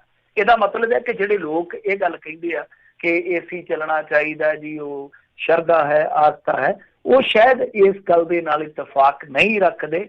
ਸਿਰਫ ਉਹ ਕਹਿੰਦੇ ਆ ਕਿ ਛੋਟੀ ਲਾਈਟ ਹੀ ਜਗਾਓ, ਤਾਂ ਏਸੀ ਜਿਹੜੇ ਆ ਉਹ ਨਹੀਂ ਚੱਲਣੇ ਚਾਹੀਦੇ। ਉਹਨਾਂ ਦੇ ਕਹਿਣ ਦਾ ਮਤਲਬ ਇਹ ਆ, ਕਿਉਂਕਿ ਮੈਂ ਜਿਵੇਂ ਅੱਗੇ ਵੀ ਇੱਕ ਦਿਨ ਗੱਲ ਕੀਤੀ ਸੀਗੀ ਕਿ ਇਹਨਾਂ ਦਿਨਾਂ ਦੇ ਵਿੱਚ ਹੁੰਦਾ ਕਿ ਸਾਡੇ ਟਰਾਂਸਫਾਰਮਰ ਉਨੇ ਹੀ ਹੁੰਦੇ ਆ ਪਿੰਡ ਦੇ ਵਿੱਚ, 4 ਹੈ, 3 ਹੈ ਜਾਂ 2 ਹੈ, ਕਈ ਪਿੰਡਾਂ 'ਚ 1 ਹੁੰਦਾ, ਪਰ ਲੋਡ ਜਿਹੜਾ ਵੱਧ ਜਾਂਦਾ ਤਾਂ ਉਹਦੇ ਨਾਲ ਬਹੁਤ ਸਾਰੇ ਸ਼ਾਰਟ ਸਰਕਟ ਹੁੰਦੇ, ਕਦੇ ਫੇਸ ਉੱਡ ਗਿਆ, ਕਦੇ ਤਾਰਾਂ ਜੁੜ ਗਈਆਂ, ਕਦੇ ਕੁਛ ਹੋ ਗਿਆ, ਕਦੇ ਕੁਛ ਹੋ ਗਿਆ। ਇਹਨਾਂ ਚੀਜ਼ਾਂ ਦਾ ਮੇਰੇ ਖਿਆਲ ਦੇ ਨਾਲ ਧਿਆਨ ਰੱਖਣਾ ਜਿਹੜਾ ਉਹ ਲਾਜ਼ਮ ਆ, ਕਿਉਂਕਿ ਇਹਦੇ ਨਾਲ ਇਸ ਤਰ੍ਹਾਂ ਦੀਆਂ ਘਟਨਾਵਾਂ ਵਾਪਰਦੀਆਂ ਫਿਰ ਮੁੜ ਕੇ ਸ਼ੱਕ ਹੋ ਜਾਂਦਾ, ਕਿਉਂਕਿ ਇੱਕ ਘਟਨਾ ਵਾਪਰਦੀ ਆ ਤਾਂ ਉਹਦੇ ਤੋਂ 3-4 ਨਹੀਂ ਕਈ ਥਾਵਾਂ ਤੇ ਸ਼ੱਕ ਚਲੇ ਜਾਂਦਾ ਕਿ ਹਾਂ ਭਾਈ ਇਹ ਘਟਨਾ ਜਿਹੜੀ ਆ ਉਹ ਕਿਸੇ ਬੇਅਦਬੀ ਦੀ ਘਟਨਾ ਤਾਂ ਨਹੀਂ ਹੈ, ਜਾਂ ਇਹ ਤੇ ਨਹੀਂ ਹੈ ਕਿ ਕਿਸੇ ਨੇ ਜਾਣ ਬੁੱਝ ਕੇ ਐਸਾ ਕਰ ਦਿੱਤਾ।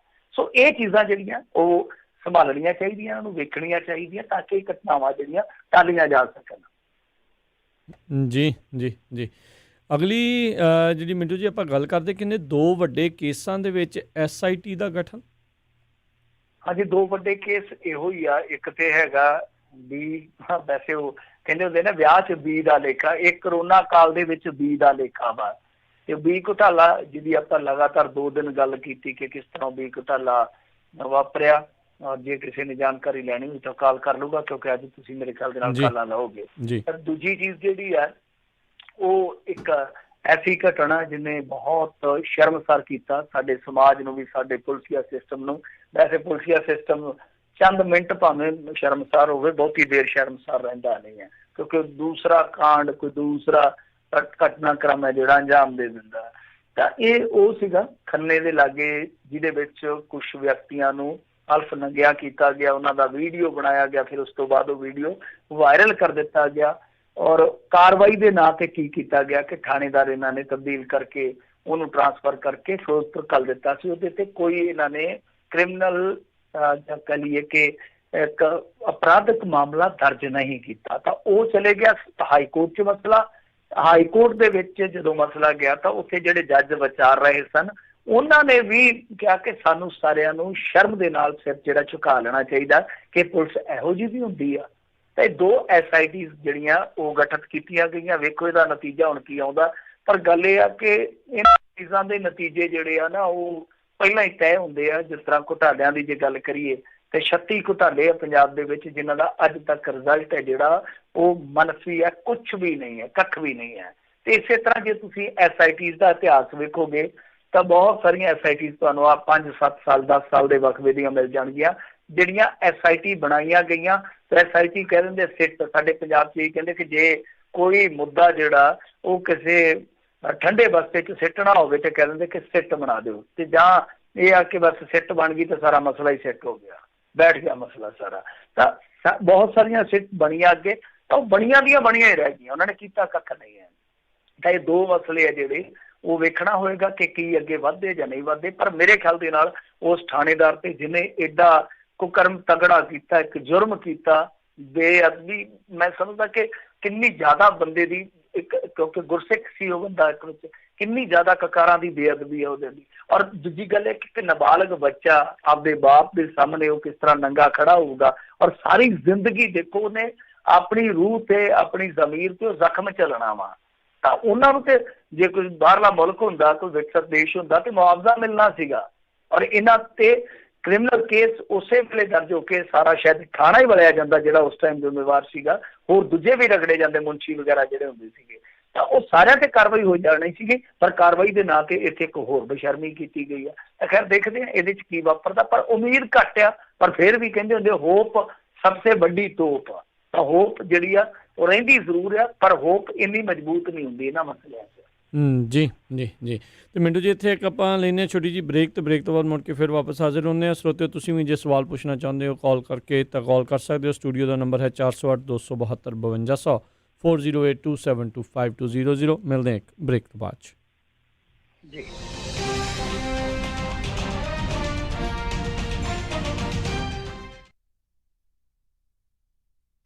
ਗੁਰੀ ਅੱਜ ਮੇਰਾ ਘਰੇ ਖਾਣਾ ਖਾਣ ਨੂੰ ਬਿਲਕੁਲ ਦਿਲ ਨਹੀਂ ਕਰ ਰਿਹਾ। ਚੱਲ ਫਿਰ ਕਿਤੋਂ ਬਾਹਰੋਂ ਖਾਣਾ ਖਾ ਆਉਨੇ ਆ। ਮੇਰਾ ਅੱਜ ਚਾਟ ਖਾਣ ਨੂੰ ਦਿਲ ਕਰਦਾ ਹੈ, ਨਾਲੇ ਛੋਲੇ ਭਟੂਰੇ। ਦੱਸ ਫਿਰ ਕਿੱਥੇ ਖਾਣਾ ਖਾਣ ਜਾਣਾ? ਆਪਾਂ ਚੱਲਦੇ ਆ ਬੰਬੇ ਕੁਜ਼ੀਨ ਅਤੇ ਇੰਡੀਅਨ ਸਵੀਟਸ ਤੇ। ਬੰਬੇ ਕੁਜ਼ੀਨ ਅਤੇ ਇੰਡੀਅਨ ਸਵੀਟਸ, ਜਿੱਥੇ ਕਿ ਤੁਸੀਂ ਵੈਜ ਨਾਨ ਵੈਜ ਖਾਣਾ ਵੀ ਖਾ ਸਕਦੇ ਹੋ, ਛੋਲੇ ਭਟੂਰੇ ਵੀ ਖਾ ਸਕਦੇ ਹੋ ਤੇ ਖਾ ਸਕਦੇ ਹੋ ਹਰ ਇੱਕ ਤਰ੍ਹਾਂ ਦੀ ਚਾਟ, ਅਤੇ ਵਿਆਹ ਸ਼ਾਦੀ ਵਾਸਤੇ ਭਾਜੀ ਵੀ ਬਣਾਉਂਦੇ ਹਨ। 50 ਬੰਦਿਆਂ ਦੇ ਬੈਠ ਕੇ ਖਾਣ ਦੀ ਜਗ੍ਹਾ ਵੀ ਹੈ ਅਤੇ ਫੂਡ ਨੂੰ ਟੂ ਗੋ ਵੀ ਕਰ ਸਕਦੇ ਹੋ। ਤੇ ਆਉਂਦੇ ਆਉਂਦੇ ਆਪਾਂ ਮੰਮੀ ਹੁਣਾਂ ਵਾਸਤੇ ਮਠਿਆਈਆਂ ਵੀ ਲੈ ਆਵਾਂਗੇ। ਬੰਬੇ ਕੁਜ਼ੀਨ ਅਤੇ ਇੰਡੀਅਨ ਸਵੀਟਸ 7452 ਫੁੱਟਹਿਲਸ ਬੁਲੇਵਾਰਡ ਰੋਜ਼ਵਿਲ। ਇਹਨਾਂ ਦੀ ਦੂਜੀ ਲੋਕੇਸ਼ਨ 1013 ਰੈਲੇਡ ਸਟਰੀਟ ਫਾਲਸਮ ਵਿੱਚ ਹੈ, ਜਿੱਥੋਂ ਤੁਸੀਂ ਬਫੇ ਵੀ ਲੈ ਸਕਦੇ ਹੋ। ਹੋਰ ਜਾਣਕਾਰੀ ਲਈ ਕਾਲ 2482284580 248 228 4580। ਇਸ ਮੌਕੇ ਇਹਨਾਂ ਨੂੰ ਵੇਟਰ, ਹੈਲਪਰ ਅਤੇ ਮਠਿਆਈ ਬਣਾਉਣ ਵਾਲੇ ਦੀ ਜ਼ਰੂਰਤ ਹੈ। ਕਾਲ 2482284580। ਭਾਗਵਾਨ ਨੇ ਅੱਜ ਮੈਂ ਬਹੁਤ ਖੁਸ਼ ਹਾਂ, ਮੇਰੀ ਹੋਈ ਆ ਪ੍ਰਮੋਸ਼ਨ ਤੇ ਅੱਜ ਆਪਾਂ ਚੱਲਾਂਗੇ ਬਹੁਤ ਹੀ ਸਵਾਦ ਤੇ ਵਧੀਆ ਜਿਹਾ ਪੀਜ਼ਾ ਖਾਣ ਦਾ ਓਰੀਜਨਲ ਸ਼ਿਕਾਗੋਜ਼ ਪੀਜ਼ਾ ਐਂਡ ਕਰੀ ਐਲਗਰੋ ਵਾਲਿਆਂ ਦੇ, ਜਿੱਥੇ ਜਾ ਕੇ ਖਾਵਾਂਗੇ ਵੈਜ ਨਾਨ ਵੈਜ ਪੀਜ਼ਾ, ਨਾਲੇ ਤੇਰੇ ਪਸੰਦ ਦੇ ਪਨੀਰ ਪਕੌੜੇ, ਟਿੱਕੀਆਂ ਤੇ ਛੋਲੇ ਭਟੂਰੇ ਵੀ ਮਿਲਦੇ ਆ। The original Chicago's Pizza and Curry, 9308 Elk Grove Boulevard, Suite 100 Elk Grove। Pizza ਬੈਠ ਕੇ ਵੀ ਖਾ ਸਕਦੇ ਹੋ ਅਤੇ ਟੇਕ ਆਊਟ ਵੀ ਕਰਵਾ ਸਕਦੇ ਹੋ, ਅਤੇ ਇਹ ਪੀਜ਼ਾਸ ਡਿਲੀਵਰ ਵੀ ਕਰਦੇ ਹਨ, ਜਿੱਥੋਂ ਲੈ ਸਕਦੇ ਹੋ ਹਰ ਇੱਕ ਤਰ੍ਹਾਂ ਦਾ chicken pizza, desi style meat pizza, paneer pizza, veggie pizza ਤੇ ਨਾਨ ਪੀਜ਼ਾ। ਇਸ ਤੋਂ ਇਲਾਵਾ ਬ੍ਰੈਡ ਸਟਿਕਸ, ਵਿੰਗਸ, ਸੈਲਡ ਅਤੇ ਪਾਸਤਾ ਵੀ ਖਾ ਸਕਦੇ ਹੋ, ਅਤੇ ਇਹ ਖੁੱਲੇ ਰਹਿੰਦੇ ਹਨ ਸੱਤੋ ਦਿਨ ਸਵੇਰੇ 11 ਵਜੇ ਤੋਂ ਰਾਤੀ 10 ਵਜੇ ਤੱਕ। ਵਧੇਰੇ ਜਾਣਕਾਰੀ ਲਈ ਗੱਲ ਕਰ ਸਕਦੇ ਹੋ 916 478 44 44 916478 4444 ਅਤੇ ਇਹ ਸਾਰੇ ਇਵੈਂਟਸ ਦੇ ਲਈ ਕੇਟਰਿੰਗ ਵੀ ਕਰਦੇ ਹਨ। The original Chicago's Pizza and Curry, Elk Grove। Sardar ji, ਸੋਨਾ ਜਿਹਾ ਘਰ ਤਾਂ ਆਪਾਂ ਲੈ ਲਿਆ, ਤੇ ਘਰ ਦੇ ਵਿੱਚ ਰੱਖਣ ਲਈ ਸੋਨਾ ਜਿਹਾ ਫਰਨੀਚਰ ਕਿੱਥੋਂ ਮਿਲੂਗਾ? ਤੂੰ ਫਿਕਰ ਨਾ ਕਰ, ਮੈਨੂੰ ਪਤਾ ਆ ਵਧੀਆ ਫਰਨੀਚਰ ਤੇ ਵਧੀਆ ਡੀਲ ਕਿੰਨਾ ਤੋਂ ਮਿਲਣੀ ਆ। ਫਰਨੀਚਰ ਟਾਈਮ ਸੈਕਰਾਮੈਂਟੋ ਵਾਲਿਆਂ ਤੋਂ। ਮੇਰੇ ਬਹੁਤ ਸਾਰੇ ਦੋਸਤਾਂ ਨੇ ਇਹਨਾਂ ਤੋਂ ਹੀ ਫਰਨੀਚਰ ਲਿਆ ਆ। ਬਹੁਤ ਹੀ ਵਧੀਆ ਪ੍ਰੋਡਕਟ ਬੜੀ ਸੋਹਣੀ ਡੀਲ ਦੇ ਉੱਤੇ ਉਹਨਾਂ ਨੂੰ ਮਿਲਿਆ ਆ। 1 ਲੱਖ ਸਕੁਅਰ ਫੁੱਟ ਦਾ ਵੇਅਰ ਹਾਊਸ ਆ, ਜਿਹੜਾ ਹਮੇਸ਼ਾ ਹੀ ਪੈਕਡ ਰਹਿੰਦਾ ਆ। ਬਹੁਤ ਹੀ ਗੁੱਡ ਪ੍ਰੋਡਕਟ ਨੇ, ਬਹੁਤ ਹੀ ਵਧੀਆ ਪ੍ਰਾਈਸ ਦੇ ਉੱਤੇ। ਸ਼ੈਲਟਰ ਇਨ ਪਲੇਸ ਤੋਂ ਬਾਅਦ ਦੇ ਵਿੱਚ ਇਹਨਾਂ ਦਾ ਸਟੋਰ ਹੁਣ ਦੁਬਾਰਾ ਖੁੱਲ ਚੁੱਕਾ ਹੈ, ਹਰ ਰੋਜ਼ ਸਵੇਰੇ 10 ਤੋਂ ਸ਼ਾਮੀ 7 ਵਜੇ ਤੱਕ।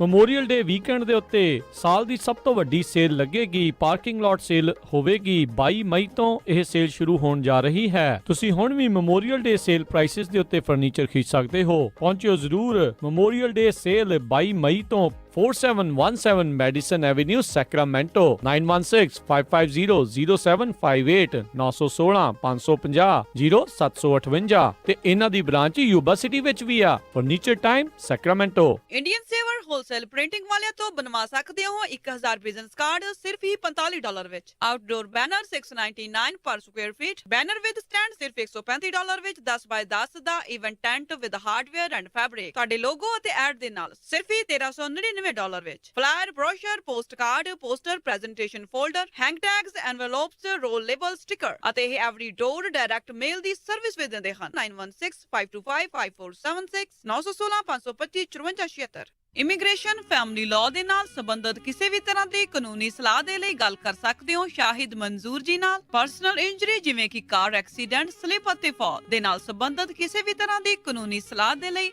ਗੱਲ ਕਰ ਸਕਦੇ ਹੋ ਸ਼ਾਹਿਦ ਮਨਜ਼ੂਰ ਲਾ ਫਰਮ, 3017 ਡੌਗਲਸ ਬੁਲੇਵਾਰਡ, ਸੂਈਟ 104 ਰੋਜ਼ਵਿਲ। ਵਧੇਰੇ ਜਾਣਕਾਰੀ ਲਈ ਗੱਲ ਕਰ ਸਕਦੇ ਹੋ 9163061665 916 306 1665 ਮਨਜ਼ੂਰ ਲਾ ਫਰਮ। ਸਤਿ ਸ਼੍ਰੀ ਅਕਾਲ ਜੀ, ਮੈਂ ਹਾਂ ਤੁਹਾਡਾ ਆਪਣਾ ਅਮਨ ਯਾਰ ਤੇ ਤੁਸੀਂ ਸੁਣ ਰਹੇ ਹੋ ਪੰਜਾਬੀ ਰੇਡੀਓ USA।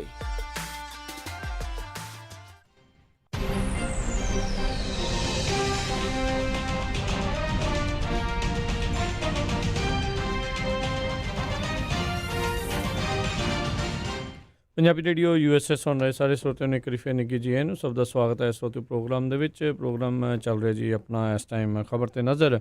ਮਿੰਟੂ ਜੀ ਨੂੰ ਸਵਾਗਤ ਹੈ ਜੀ ਇੱਕ ਵਾਰੀ ਫਿਰ।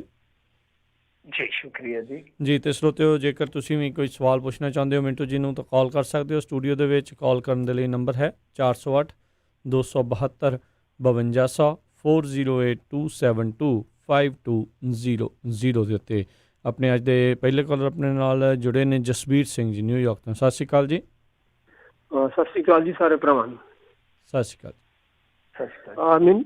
ਮਿੰਟੂ ਜੀ, ਮੇਰਾ ਨਾ ਸਵਾਲ ਇਹ ਆਪਣਾ ਚਾਈਨਾ ਤੇ ਭਾਰਤ ਦੇ ਬਾਰਡਰ ਤੇ ਜਿਹੜੇ ਹਾਲਾਤ ਬਣੇ ਹੋਏ ਨੇ, ਵੇਖੋ ਜਦੋਂ ਜਦੋਂ ਪਾਕਿਸਤਾਨ ਦੇ ਨਾਲ ਕੋਈ ਭਾਰਤ ਦੀ ਮਾੜੀ ਮੋਟੀ ਤਲਖੀ ਹੁੰਦੀ ਹੈ ਤੇ ਇੱਕਦਮ ਹੀ ਸਾਰਾ ਭਗਵਾਨ ਬੁਵੇਰ ਤੇ ਭਾਰਤ ਸਰਕਾਰ ਇੱਕਦਮ ਬੜਾ ਇਮੋਸ਼ਨਲ ਐਕਸ਼ਨ ਲੈਂਦੀ ਹੈ। ਕਈ ਤਰ੍ਹਾਂ ਦੇ ਝੂਠੇ ਸੱਚੇ ਸਰਜੀਕਲ ਅਟੈਕ ਹੋ ਜਾਂਦੇ ਨੇ, ਵੋਟਾਂ ਲੈ ਲਈਆਂ ਜਾਂਦੀਆਂ ਨੇ।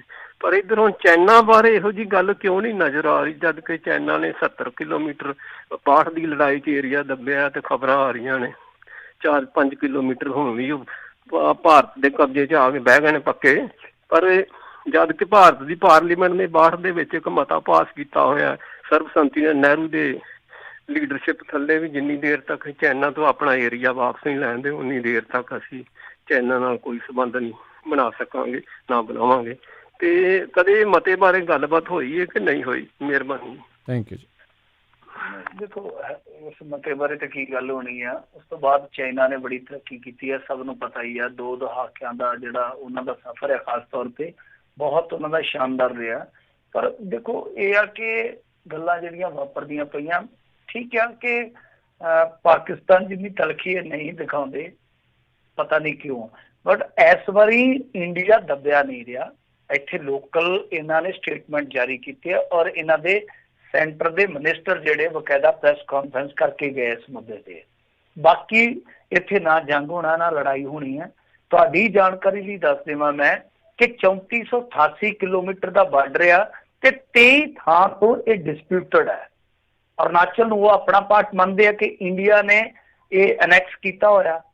ਤਾਂ ਬਹੁਤ ਸਾਰੀਆਂ ਹੋਰ ਇਸ ਤਰ੍ਹਾਂ ਦੀਆਂ ਜਿੱਦਾਂ ਕਹਿ ਲਈਏ ਕਿ ਹੱਦਾਂ ਨੇ, ਕਿਉਂਕਿ ਇਹਨਾਂ ਦੇ ਵਿੱਚ ਜਿਹੜੀ ਐਕਚੁਅਲ ਲਾਈਨ ਆਫ ਕੰਟਰੋਲ ਆ ਉਹ ਵੱਧਦੀ ਘਟਦੀ ਰਹੀ ਆ।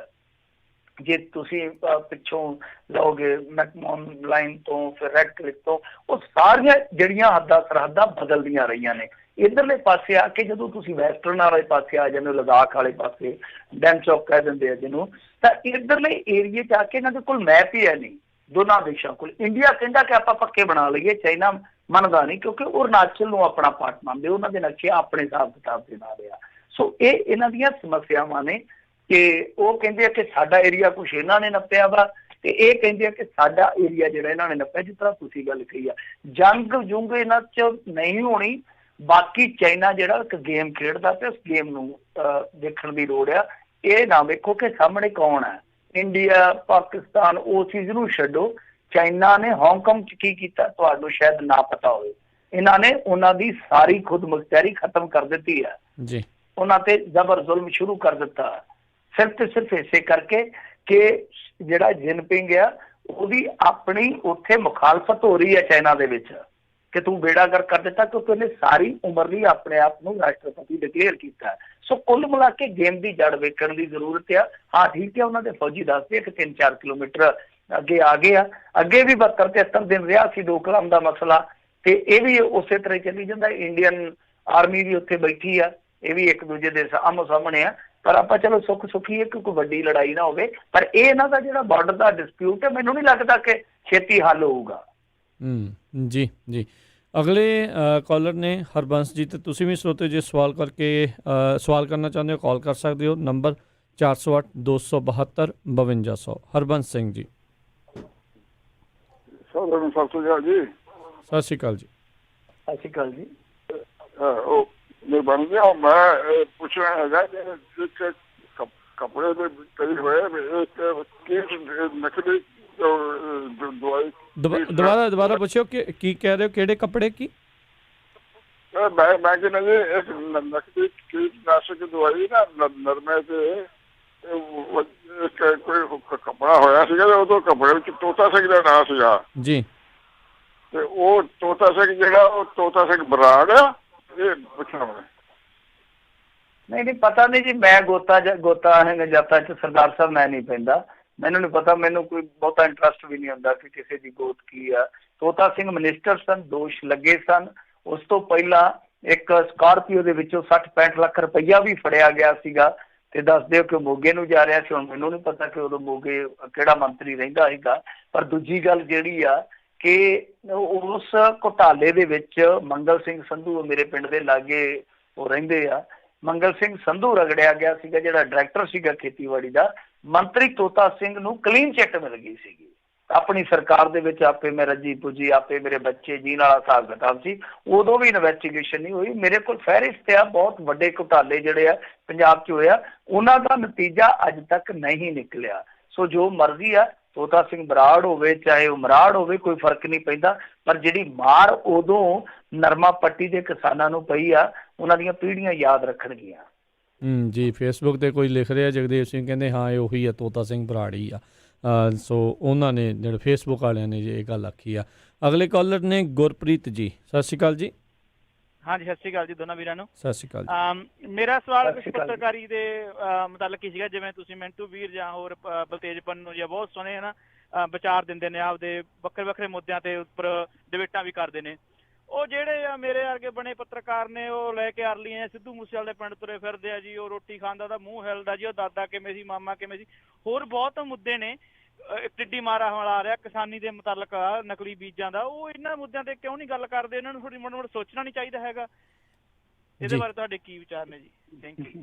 ਨਹੀਂ ਰਾਜੇ, ਮੈਂ ਕਿਸੇ ਨੂੰ ਕੁਛ ਨਹੀਂ ਕਹਿ ਸਕਦਾ। ਕੋਈ ਵੀ ਬੰਦਾ ਕੋਈ ਵੀ ਕੁਛ ਵੀ ਕਰੀ ਜਾਵੇ, ਆਪਾਂ ਕਿਸੇ ਨੂੰ ਰੋਕ ਨਹੀਂ ਸਕਦੇ। ਪਰ ਇਹ ਗੱਲ ਮੈਨੂੰ ਵੀ ਕਈ ਵਾਰ ਨਾ ਬੜੀ ਅਟਪਟੀ ਜੀ ਲੱਗਦੀ ਹੈ ਜਾਤੀ ਤੌਰ ਤੇ ਮੈਂ ਤਾਂ ਕਹਿ ਵੀ ਦਿੰਦਾ ਹੁੰਦਾ ਕਈ ਵਾਰ ਕਿ ਅਸੀਂ ਸਿੱਧੂ ਮੂਸੇਵਾਲੇ ਦੀ ਕੋਠੀ ਤੋਂ ਕੀ ਲੈਣਾ? ਉਹ ਸਾਨੂੰ ਕੋਠੀ ਵਿਖਾ ਰਿਹਾ ਕਿ ਸਿੱਧੂ ਦੀ ਕੋਠੀ ਪੈ ਰਹੀ ਆ। ਸਿੱਧੂ ਟਰੈਕਟਰ ਭਜਾਈ ਫਿਰਦਾ ਪਿੰਡ ਦੇ ਵਿੱਚ, ਅਸੀਂ ਉਹ ਤੋਂ ਕੀ ਲੈਣਾ ਦੱਸੋ? ਅਸੀਂ ਉਹ ਤੋਂ ਵੱਧ ਜੋ ਲੱਛਣ ਕਰਦਾ ਹੈ, ਜੋ ਉਹਦੇ ਤੇ ਕੇਸ ਦਰਜ ਹੋਇਆ, ਅਸੀਂ ਉਹਦੇ ਤੇ ਗੱਲ ਕਰ ਲਈਏ ਕਿ ਹਾਂ ਭਾਈ ਗਲਤ ਕਰ ਰਿਹਾ। ਜਿੱਥੇ ਗਲਤ ਉਹਦੇ ਤੇ ਮਾਮਲਾ ਦਰਜ ਹੋਇਆ, ਅਸੀਂ ਉਹਨੂੰ ਗਲਤ ਨੂੰ ਗਲਤ ਕਹੀਏ। ਉਹਦਾ ਜਿਹੜਾ ਹੈ ਗਾਉਣ ਵਾਲਾ ਚੱਕਰ ਹੈ, ਉਹਦੇ 'ਚ ਵੀ ਮੈਂ ਤਾਂ ਕਹਿੰਦਾ ਕਿ ਠੀਕ ਹੈ, ਸਾਨੂੰ ਇੱਕ ਬਹੁਤ ਵੱਡਾ ਅਧਿਕਾਰ ਮਿਲਿਆ ਕਿ ਅਸੀਂ ਰਿਜੈਕਸ਼ਨ ਕਰ ਸਕਦੇ ਹਾਂ। ਸਾਨੂੰ ਮਾੜੀ ਚੀਜ਼ ਲੱਗਦੀ ਹੈ, ਅਸੀਂ ਉਹਦੀ ਵਿਰੋਧਤਾ ਕਰ ਸਕਦੇ, ਅਸੀਂ ਛੱਡ ਸਕਦੇ ਹਾਂ। ਪਰ ਏਦਾਂ ਬਿਨਾਂ ਗੱਲ ਤੋਂ ਹੀ ਅਗਲੇ ਨੂੰ ਇੱਥੇ ਆ ਹੋ ਗਿਆ, ਉੱਥੇ ਆ ਹੋ ਗਿਆ, ਇਹ ਚੀਜ਼ਾਂ ਛੱਡਣ ਦੀ ਜ਼ਰੂਰਤ ਹੈ। ਬਿਲਕੁਲ ਪੰਜਾਬੀ ਪੱਤਰਕਾਰਤਾ ਦਾ ਮਿਆਰ ਜਿਹੜਾ ਹੈ ਇਸ ਵੇਲੇ ਬਹੁਤ ਨਿਮਾਣਾ ਵਾਲਿਆ। ਮੈਂ ਆਪਣੇ ਆਪ ਨੂੰ ਕੋਈ ਜਰਨਲਿਸਟ ਨਹੀਂ ਗਿਣਦਾ। ਸੱਚ ਜਾਣਿਓ, ਆਪਾਂ ਤੇ ਬਹੁਤ ਪੌੜੀ ਦੇ ਹੇਠਲੇ ਡੰਡੇ ਆ। ਮੈਂ ਤੇ 4-5 ਸਾਲ ਅਖਬਾਰ 'ਚ ਕੰਮ ਕੀਤਾ ਤੇ ਹੇਠਲੇ ਡੰਡੇ ਦੀ ਕੀਤਾ। ਮੈਂ ਮਤਲਬ ਕਿ ਫੀਲਡ ਦਾ ਪੱਤਰਕਾਰ ਸੀ ਤੇ ਉਹ ਵੀ ਜਾਨੀ ਦਿਹਾਤ 'ਚ ਸਭ ਤੋਂ ਛੋਟੇ ਲੈਵਲ ਦਾ। ਮੇਰੇ ਕੋਲ ਜਿਹੜੀ ਮੇਰੀ ਬੀਟ ਸੀਗੀ ਉਹ ਦਿਹਾਤ ਦੀ ਸੀ, ਰੂਰਲ ਜਿਹਨੂੰ ਆਪਾਂ ਕਹਿ ਦਿੰਦੇ ਹਾਂ, ਪੇਂਡੂ। ਸੋ ਕਹਿਣ ਦਾ ਭਾਵ ਇਹ ਆ ਕਿ ਇਹ ਮਿਆਰ ਸਾਨੂੰ ਥੋੜਾ ਜਿਹਾ ਉੱਤੇ ਲਿਜਾਣਾ ਪਊਗਾ। ਅਸੀਂ ਚੁੰਮੇ ਵਾਲੀ ਭਾਬੀ ਕੋਲ ਚੱਲ ਜਾਂਦੇ, ਉਹਦਾ ਇੰਟਰਵਿਊ ਹੋ ਜਾਂਦਾ, ਨੀਟੂ ਸ਼ਟਰਾਂ ਵਾਲੇ ਦਾ ਇੰਟਰਵਿਊ ਹੋ ਜਾਂਦਾ। ਪਰ ਕਦੇ ਜਾ ਕੇ ਅਸੀਂ ਲੇਬਰ ਚੌਂਕ 'ਚ ਮਜ਼ਦੂਰ ਨੂੰ ਨਹੀਂ ਪੁੱਛਦੇ। ਅਸੀਂ ਕਦੇ ਵੀ ਮਿਡਲ ਕਲਾਸ ਦੀਆਂ ਜਾ ਕੇ ਮੁਸ਼ਕਲਾਂ ਨਹੀਂ ਜਾਣਦੇ ਕਿ ਦੇਖੋ ਇੱਕ ਮਿਡਲ ਕਲਾਸ ਮੈਨ ਹੈ ਜਿਹੜਾ, ਜਿਹਦੀ ਦੁਕਾਨ ਬੰਦ ਆ, ਉਹਨੂੰ ਬੰਦ ਦੁਕਾਨ 'ਚੋਂ ਬਿਜਲੀ ਦਾ ਬਿੱਲ ਵੀ ਆ ਰਿਹਾ, ਉਹਨੂੰ ਕਿਰਾਇਆ ਵੀ ਭਰਨਾ ਪੈ ਰਿਹਾ, ਉੱਤੋਂ ਬੱਚਿਆਂ ਦੀ ਫੀਸ ਉਹ ਕਿੱਥੋਂ ਭਰੂਗਾ? ਅਸੀਂ ਇਹਨਾਂ ਚੀਜ਼ਾਂ ਵੱਲ ਧਿਆਨ ਦੇਣੋਂ ਹਟ ਗਏ ਹਾਂ। ਸਾਡਾ ਧਿਆਨ ਵਿਊਜ਼ ਵੱਲ ਨਹੀਂ ਹੈ, ਸਾਡਾ ਧਿਆਨ ਅੱਛੇ ਵਿਊਜ਼ ਵੱਲ ਨਹੀਂ, ਵਿਊ ਵੱਲ ਆ ਕਿ ਜਿੱਥੋਂ YouTube ਦੇ ਪੈਸੇ ਆਉਣ। ਸੋ ਆਹ ਖੇਡ ਜਿਹੜੀ ਆ ਉਹਨੇ ਪੱਤਰਕਾਰਤਾ ਦਾ ਮਿਆਰ ਜਿਹੜਾ ਉਹ ਬਹੁਤ ਜ਼ਿਆਦਾ ਨਿਗਾਰਤਾ। ਜੀ ਫਿਰ ਬੱਲੇ ਬੱਲੇ ਵੀ ਥੱਲੇ ਪੂਰੀ ਹੋ ਰਹੀ ਹੁੰਦੀ ਹੈ ਨਾ, ਥੱਲੇ ਕਮੈਂਟਾਂ ਦੇ ਵਿੱਚ ਵੀ। ਜੀ ਅਗਲੇ ਜਿਹੜੇ ਕਾਲਰ ਨੇ ਆਪਣੇ ਜਿਹੜੇ ਬੂਟਾ ਸਿੰਘ ਜੀ। ਸਤਿ ਸ਼੍ਰੀ ਅਕਾਲ ਜੀ। ਹਾਂਜੀ, ਸਰਦਾਰ ਰਾਜਕਰ ਵੀਰ ਜੀ ਤੇ ਸਰਦਾਰ ਮੈਂਟੂ ਗੁਰਸਰੀਆ ਜੀ ਤੇ ਪੰਜਾਬੀ ਰੇਡੀਓ ਦੇ ਸਾਰੇ ਸਰੋਤਿਆਂ ਨੂੰ ਵਾਹਿਗੁਰੂ ਜੀ ਕਾ ਖਾਲਸਾ, ਵਾਹਿਗੁਰੂ ਜੀ ਕੀ ਫਤਿਹ ਜੀ। ਵਾਹਿਗੁਰੂ ਜੀ ਕਾ ਖਾਲਸਾ, ਵਾਹਿਗੁਰੂ ਜੀ ਕੀ ਫਤਿਹ। ਅੱਛਾ ਜੀ, ਪਹਿਲਾਂ ਤਾਂ ਸਿੱਧੂ ਮੂਸੇਵਾਲੇ ਤੇ ਕਮੈਂਟ ਕਰ ਦਿੰਦੇ, ਉਹ ਕਹਿੰਦੇ ਨਾ, ਉਹ ਦੱਸਦਾ ਆ ਵੀ ਇਹ ਜਿਹੜਾ ਨਾ ਪੁਲਿਸ ਵਾਲਿਆਂ ਦਾ ਤੇ ਸਰਕਾਰ ਵਾਲਿਆਂ ਦਾ, ਲੀਡਰਾਂ ਲੂਡਰਾਂ ਦਾ ਨਾ ਰਿਸ਼ਤੇਦਾਰ ਆ, ਇਹਨੂੰ ਜੋ ਮਰਜ਼ੀ ਕਹਿ ਲਓ ਖਵਾ ਲਓ, ਅਸੀਂ ਨਹੀਂ ਰੈਸਟ ਕਰਨਾ, ਇਹਦੀ ਫੇਵਰ ਕਰਨੀ ਹੈ। ਅੱਛਾ ਜੀ, ਮੇਰਾ ਦੂਜਾ ਸਵਾਲ ਇਹ ਆ ਵੀ ਦੇਖੋ, ਜਿਹੜਾ ਸਕੱਤਰ ਦਾ, ਮੁੱਖ ਸਕੱਤਰ ਦਾ ਚੱਲਦਾ ਸੀਗਾ ਅਵਤਾਰ ਸਿੰਘ ਦਾ ਮੁੱਦਾ, ਤੇ ਉਹ ਕੀ ਗੱਲ ਉਹਨੇ ਪੈਸੇ ਜਮ੍ਹਾਂ ਕਰਾ ਤੇ ਕਿ ਜਾਂ ਵਾਅਦਾ ਕਰ ਲਿਆ ਉਹਨਾਂ ਨੇ ਵੀ ਹਾਂ ਅਸੀਂ ਪੈਸੇ ਜਮ੍ਹਾਂ ਕਰਾ ਦਿਆਂਗੇ ਤੇ ਹੁਣ ਇਹਨੂੰ ਮੋੜ ਕੇ ਫੇਰ ਰੱਖ ਲਓ ਤੇ ਵੀ ਇਹ ਦੁੱਧ ਧੋਤਾ ਬਣ ਗਿਆ? ਤੇ ਜਾਂ ਮੰਤਰੀਆਂ ਨੇ ਇੱਕ ਮਿੰਟ ਜੀ, ਜਾਂ ਮੰਤਰੀਆਂ ਨੇ ਹਿੱਸਾ ਕਰ ਲਿਆ? ਤੇ ਦੂਜਾ ਸਵਾਲ ਮੇਰਾ ਇਹ ਆ ਜੀ ਵੀ ਆ ਜਿਹੜਾ ਸਿਕੰਦਰ ਸਿੰਘ ਮਲੂਕਾ ਹੈ, ਦੁੱਧ ਧੋਤਾ ਜੀ ਦੀ ਬੁੱਕ ਘਟਾਲੇ ਚ ਸੀਗਾ, ਉਹ ਵੀ ਕੱਲ ਬੀਜ ਘਟਾਲੇ ਵਾਲਾ ਚੱਕੀ ਫਿਰਦਾ ਜੀ, ਪ੍ਰਦਰਸ਼ਨ ਕਰਕੇ ਤੇ ਅਖਬਾਰਾਂ 'ਚ ਖਬਰਾਂ ਲਾਉਂਦਾ ਫਿਰਦਾ ਜੀ, ਜਿਹੜਾ ਟੀਚਰਾਂ ਤੇ ਵੀ ਕੁੱਟਾਮਾਰੀ ਕਰ ਰਹੇ ਤੇ ਉਹ ਹੋ ਕੇ ਲਾਉਂਦਾ। ਹੁਣ ਦੁੱਧ ਧੋਤਾ ਗਿਆ, ਦੱਸੋ ਜੇ ਕੱਟੋ ਜੇ ਨਾ ਜੀ। ਓਕੇ ਜੀ। ਜੀ ਜੀ, ਆਪਾਂ ਏਦਾਂ ਕਰਦੇ, ਮੈਂ ਸ਼ੁੱਕਰਵਾਰ ਨਾ ਸਾਰੇ ਹੀ ਤੁਹਾਨੂੰ ਘਟਾਲੇ ਸੁਣਾ ਦੂੰਗਾ 2000 ਤੋਂ ਲੈ ਕੇ ਹੁਣ ਤੱਕ। ਠੀਕ ਹੈ, ਹੁਣ ਤਾਂ ਆਪਣੇ ਕੋਲ ਸਮਾਂ ਘੱਟ ਆ, ਤੁਸੀਂ ਦੇਖ ਲਿਓ ਕਿਹੜੀ ਸਰਕਾਰ 'ਚ ਘੁਟਾਲਿਆਂ ਦਾ ਕੰਮ ਹੈ ਜਿਹੜਾ ਉਹ ਰੁਕਿਆ, ਜਾਂ ਕਿਹੜੀ ਸਰਕਾਰ ਦੇ ਕਾਰਜਕਾਲ ਦੇ ਵਿੱਚ ਘੁਟਾਲਿਆਂ 'ਚ ਸਜ਼ਾ ਹੋਈ ਹੈ। ਇੱਕ ਰਵੀ ਸਿੱਧੂ ਦੇ ਮਸਲੇ ਨੂੰ ਛੱਡ ਕੇ, ਔਰ ਰਵੀ ਸਿੱਧੂ ਉਹ ਵੀ ਸਾਂਝਾ ਹੀ ਸੀਗਾ ਕਿ ਹਰਚਰਨ ਸਿੰਘ ਬਰਾੜ ਉਹਨੂੰ ਲੈ ਕੇ ਆਇਆ ਸੀ, ਉਹ ਵੀ ਪੱਤਰਕਾਰ ਸੀਗਾ। ਪੱਤਰਕਾਰ ਵੇਖੋ ਕਿੰਨੀ ਮਾਰ ਕਰਦੇ ਆ। ਔਰ ਉਸ ਤੋਂ ਬਾਅਦ ਸਿਫਾਰਸ਼ੀ ਪੱਤਰ ਹੈ ਜਿਹੜਾ ਉਹ ਬਾਦਲ ਸਾਹਿਬ ਵੱਲੋਂ ਵੀ ਗਿਆ ਸੀ, ਅੱਜ ਵੀ ਉਹ ਰਿਕਾਰਡ ਤੇ ਪਿਆ ਵਾ। ਤੇ ਉਸ ਤੋਂ ਬਾਅਦ ਘਪਲਾ, ਔਰ ਉਸ ਤੋਂ ਬਾਅਦ ਬਹੁਤ ਦੇਰ ਬਾਅਦ ਉਹਨੂੰ ਸਜ਼ਾ ਮਿਲੀ ਆ। ਸੋ ਦੂਜੀ ਗੱਲ ਜਿਹੜੀ ਆ ਤੁਸੀਂ ਕੀਤੀ ਮੇਰੇ ਖਿਆਲ ਦੇ ਨਾਲ ਸਿਕੰਦਰ ਸਿੰਘ ਮਲੂਕਾ ਬਾਰੇ, ਕਿ ਮੈਂ ਜਿਵੇਂ ਤੁਹਾਨੂੰ ਕਿਹਾ ਕਿ ਜਦੋਂ ਮਾਮਲੇ ਨਹੀਂ ਰਜਿਸਟਰਡ ਹੋਏ, ਅਦਾਲਤਾਂ 'ਚ ਗਿਆ ਹੀ ਨਹੀਂ ਹੈ, ਕੁਛ ਹੋਇਆ ਨਹੀਂ ਹੈ, ਆਪਾਂ ਆਪਣੇ ਪੱਧਰ ਤੇ ਠੀਕ ਆ ਕਿ ਕਿਸੇ ਨੂੰ ਨਕਾਰ ਸਕਦੇ ਹਾਂ, ਸਵੀਕਾਰ ਸਕਦੇ ਹਾਂ, ਉਹ ਗੱਲ ਵੱਖਰੀ ਆ। ਪਰ ਕਰਨ ਵਾਲੀ ਗੱਲ ਹੈ ਜਿਹੜੀ ਉਹ ਇਹ ਆ ਕਿ ਮੈਨੂੰ ਆਪਣੇ ਹੀ ਇੱਕ ਲਿਸਨਰ ਨੇ ਫੋਨ ਕੀਤਾ, ਆਪਣੇ ਇਸੇ ਪ੍ਰੋਗਰਾਮ ਦੇ ਲਿਸਨਰ ਨੇ, ਸ਼ਾਇਦ US ਤੋਂ ਸਨ ਤੇ ਸ਼ਾਇਦ ਸੀਬੀ ਜੇ ਨਾਲ ਹੋਏ ਤੇ ਜ਼ਰੂਰ ਤੁਹਾਨੂੰ ਰਿਸਪੌਂਡ ਕਰ ਦੇਣਗੇ।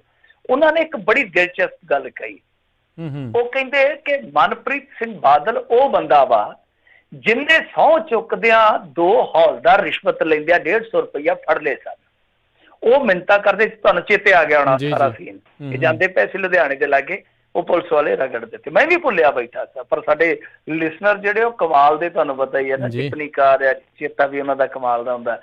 ਉਹ ਕਹਿੰਦੇ ਕਿ ਉਸ ਸਮੇਂ ਇਹਨੇ ਇਹ ਗੱਲ ਆਖੀ ਸੀਗੀ ਕਿ ਮੈਂ ਇਸ ਤਰ੍ਹਾਂ ਅੱਖੀ ਵੇਖਿਆ ਜ਼ਹਿਰ ਨਹੀਂ ਖਾ ਸਕਦਾ।